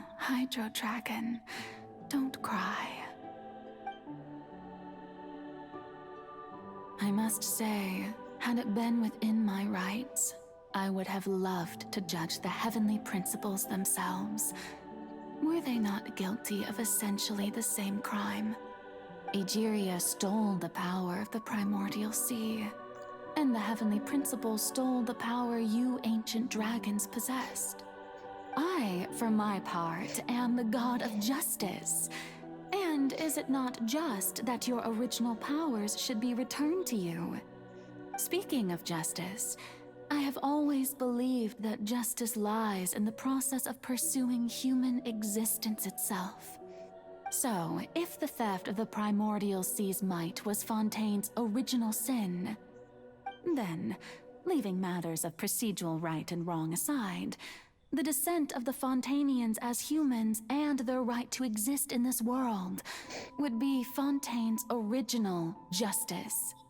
In other words, existence was Egeria's justice, and to me, justice is the continuation of that existence. Defying the prophecy and ensuring that Fontaine's people shall live on, that should be the justice enthroned over all others. At this point, we, whether it be myself or all other Fontainians, have shouldered the burden of this sin for far too long. Iudex Nervilette, the highest judge in our land, when you regain your full power as an elemental sovereign, what verdict shall you pass upon us? So when I was invited to the court of Fontaine to serve as Iudex, I see now that that was your idea too. At last, I now understand the true purpose behind this position. In the beginning, I was uninterested in human existence. But these 5 centuries of living alongside them have gradually brought about mutual understanding between us. And I have even attempted to feel as they feel. You are a devious one, Focalors. Things being as they are, surely you know that I could never declare them to be guilty.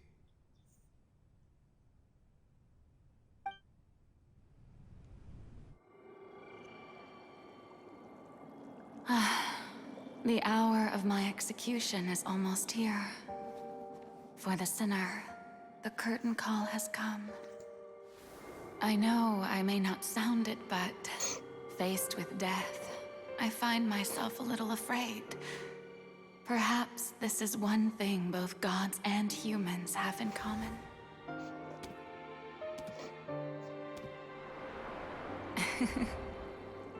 Farewell, Nervilette. I hope you've enjoyed the part you played these 500 years.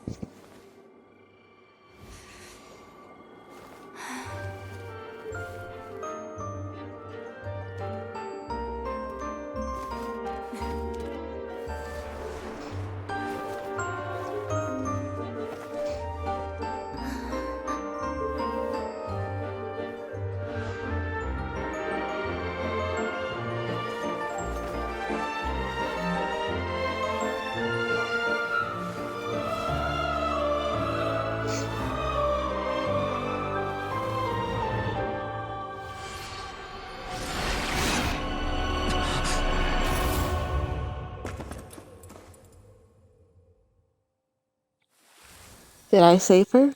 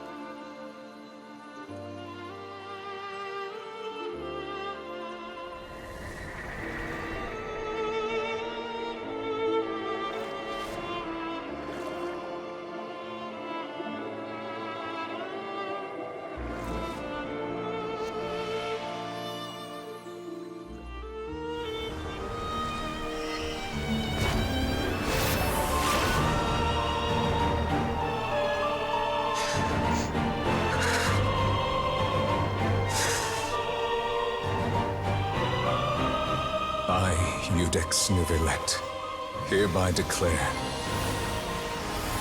people of Fontaine, your sins are forgiven.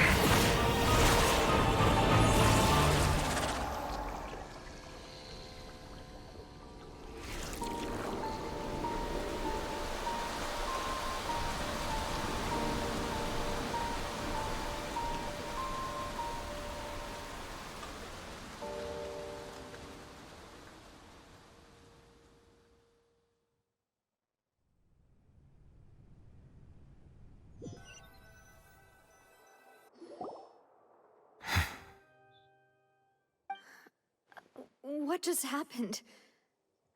Has the death sentence been carried out? Was that bright light some sort of misdirection? I have a feeling that something huge just happened. But since we're all still alive and haven't been dissolved, I assume whatever happened was good for us. It's time to end this. We must mete out punishment to that beast. Didn't you say just a moment ago that it can't be defeated? I have gained the strength sufficient to deal with it. Through certain means, I now have the ability to separate the power of the Primordial Sea from that creature. We should seize the opportunity to pursue our quarry. Traveler, now that the Oratrice can no longer function, I require an executor to help me mete out justice. The root of the calamities befalling Fontaine, the beast that enacts the prophecy. Its name is the all-devouring Narwhal. Come with me, traveler. The hour of execution has come.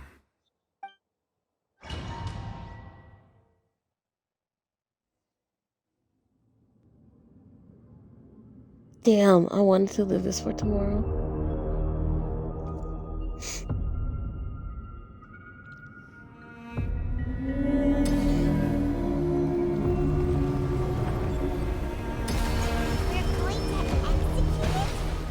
But how are we going to do that? It's huge! I have already done my best to separate the power of the sea from the way. Considering the size of the beast, I cannot reach the power source. Unless we can find a way to attack it from within. I shall share a part of the ancient dragon's power with you. We shall look for an opening together.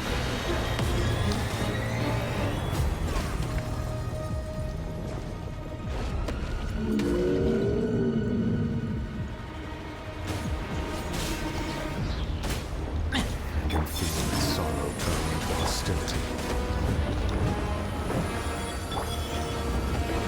Look alive!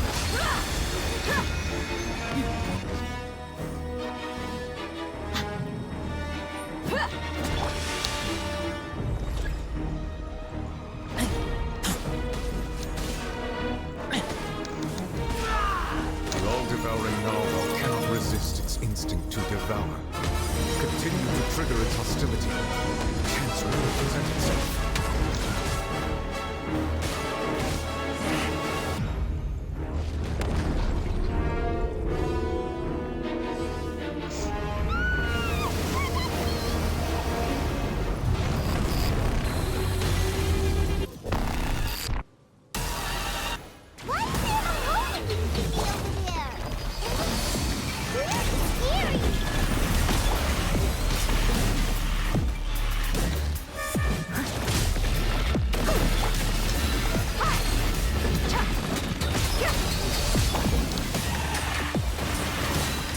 I have granted you my protection.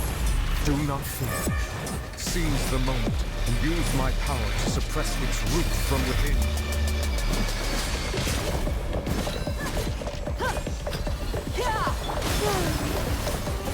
Steady as stone.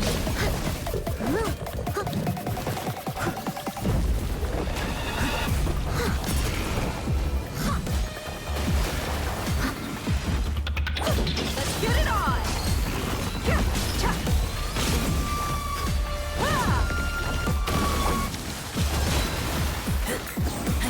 I must leave no stone unturned. Time to clean up.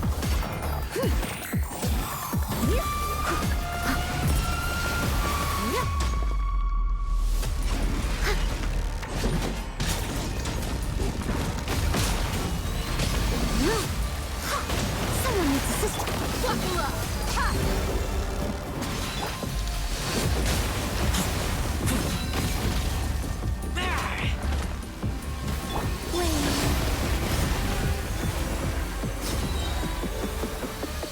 Steady as stone, as a good knight should.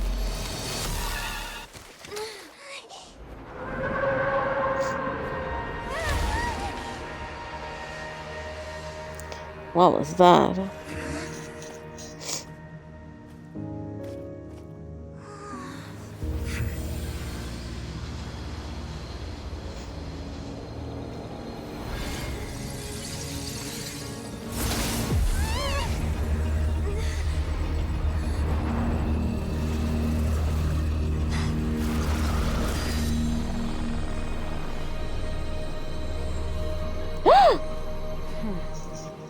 Oh, Skirt. That's her name, right?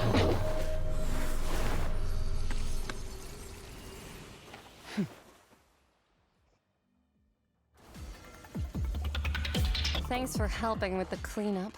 It should have been my job, but... oh well. It was just supposed to be a short private training session for me. I didn't think that my disciple and my master's pet would start brawling in the meantime. Well, actually, I had a feeling that it would happen at some point, but they bumped into one another earlier than I thought. What a blunder. I suppose I'll have to swing my sword 3 million times as penance. That power. Who are you exactly? Paimon has an idea. From what she said earlier, she must be Child's master. Skirk, right? It's just that he gave us the impression that she was the less talkative person. I simply did not have anything to say to the weak. But you, on the other hand, managed to defeat the all-devouring narwhal without using power from beyond this world. So you may speak to me as equals. I have to agree.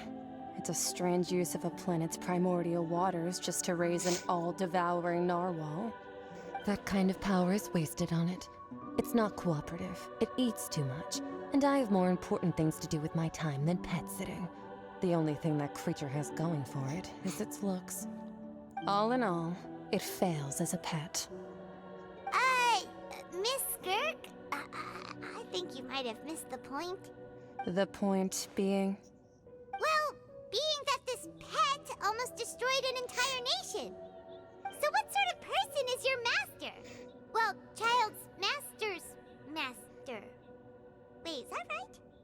Oh, right. So you don't I love know the him. legs. Sorry, I assumed you did. His name is Sertologi. I am unfamiliar with that name. Huh. So Master isn't sufficiently famous. How should I describe him then? Have you heard of the name The Fowl? The Fowl? Still nothing? Well, how about the Visionary? Vetterfulnir then? Or Gold Rhindaughter? Ooh, that one we've heard.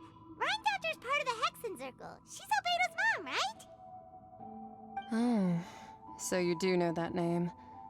To be honest, I also heard all of those names and titles from my master.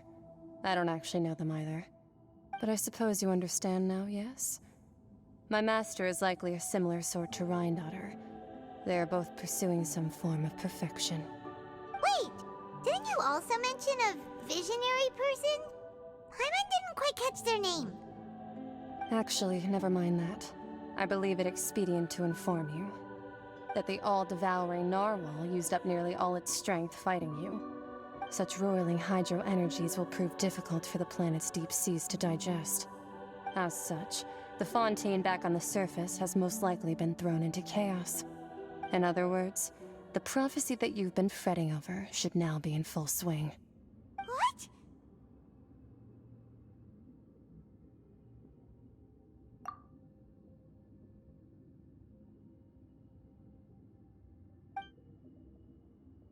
Not to worry. Focalor has already managed to deceive the heavenly principles.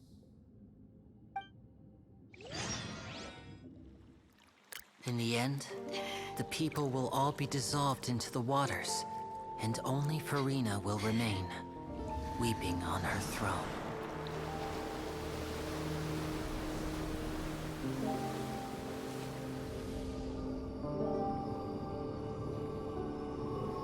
Only then will the sins of the people of Fontaine be washed away.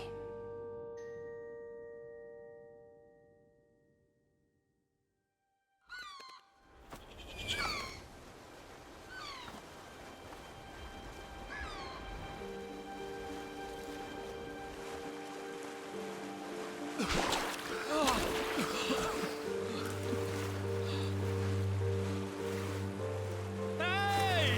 Help! Over here!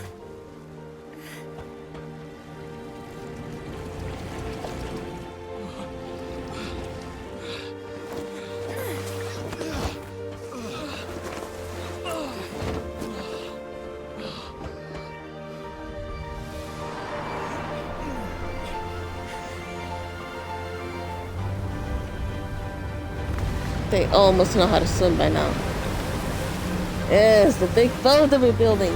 Oh shit. Yeah, that's it. I thought it was the city, goddamn.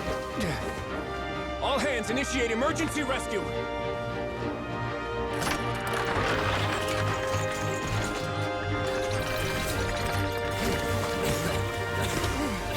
Hurry!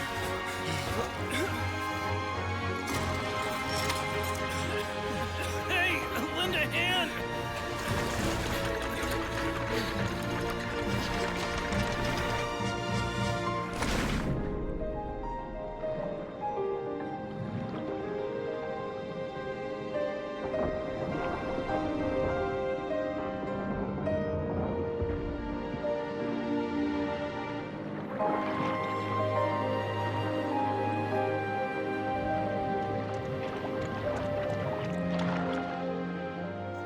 Damn. Look! The water's receding!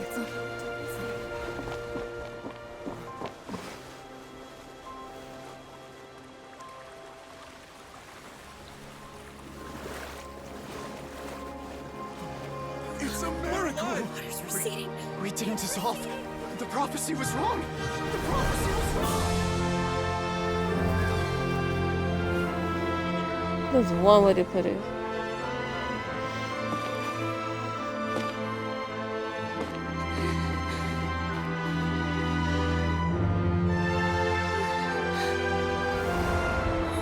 Are you alright? We're saved. The prophecy was wrong.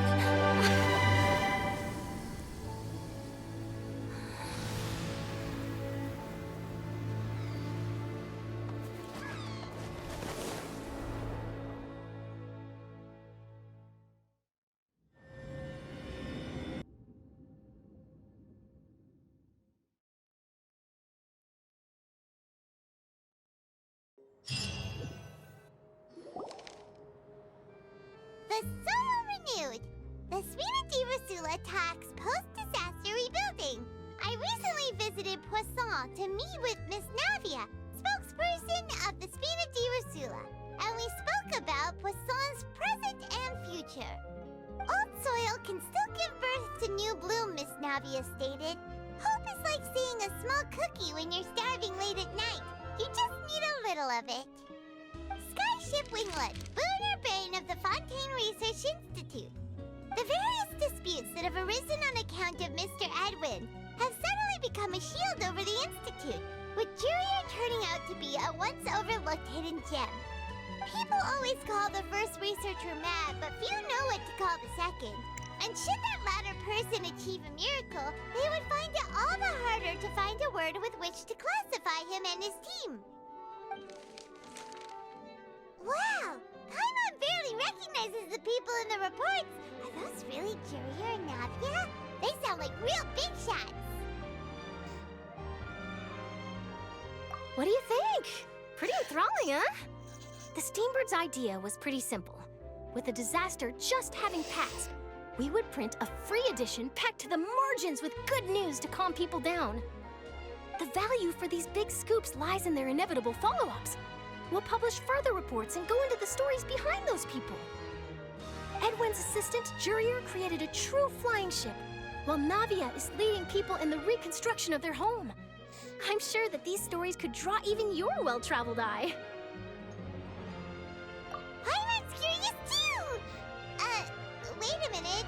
Didn't we watch everything happen from start to finish? What's there to be curious about?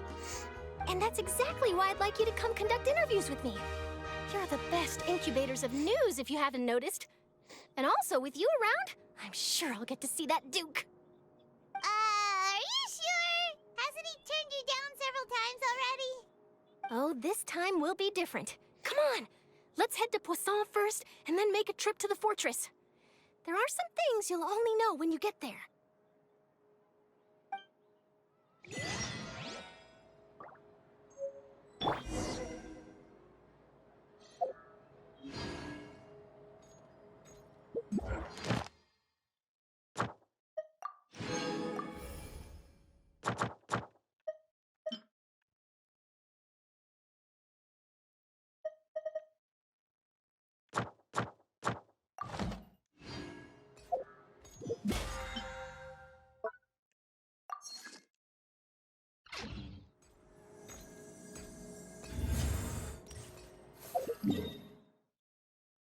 I'm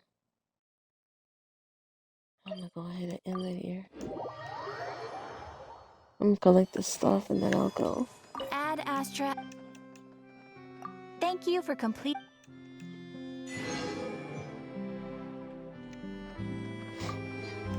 Ad Astra.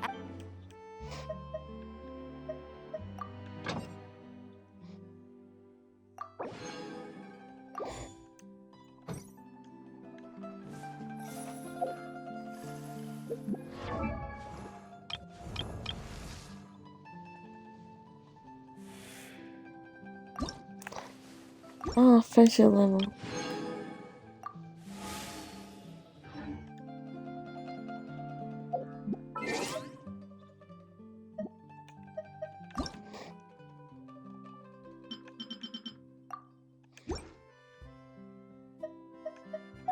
I don't.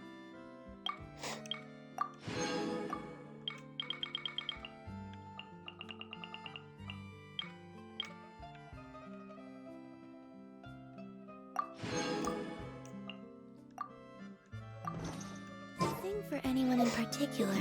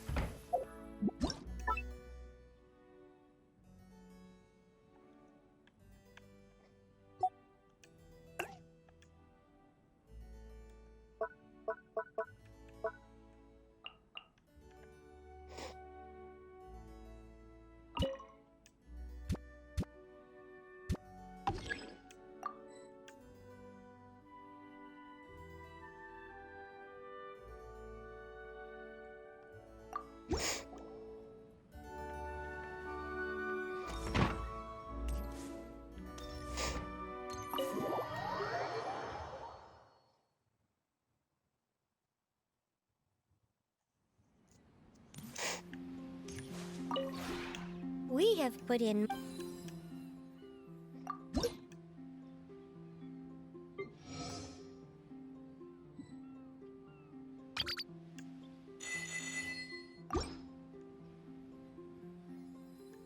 If you ever have any questions.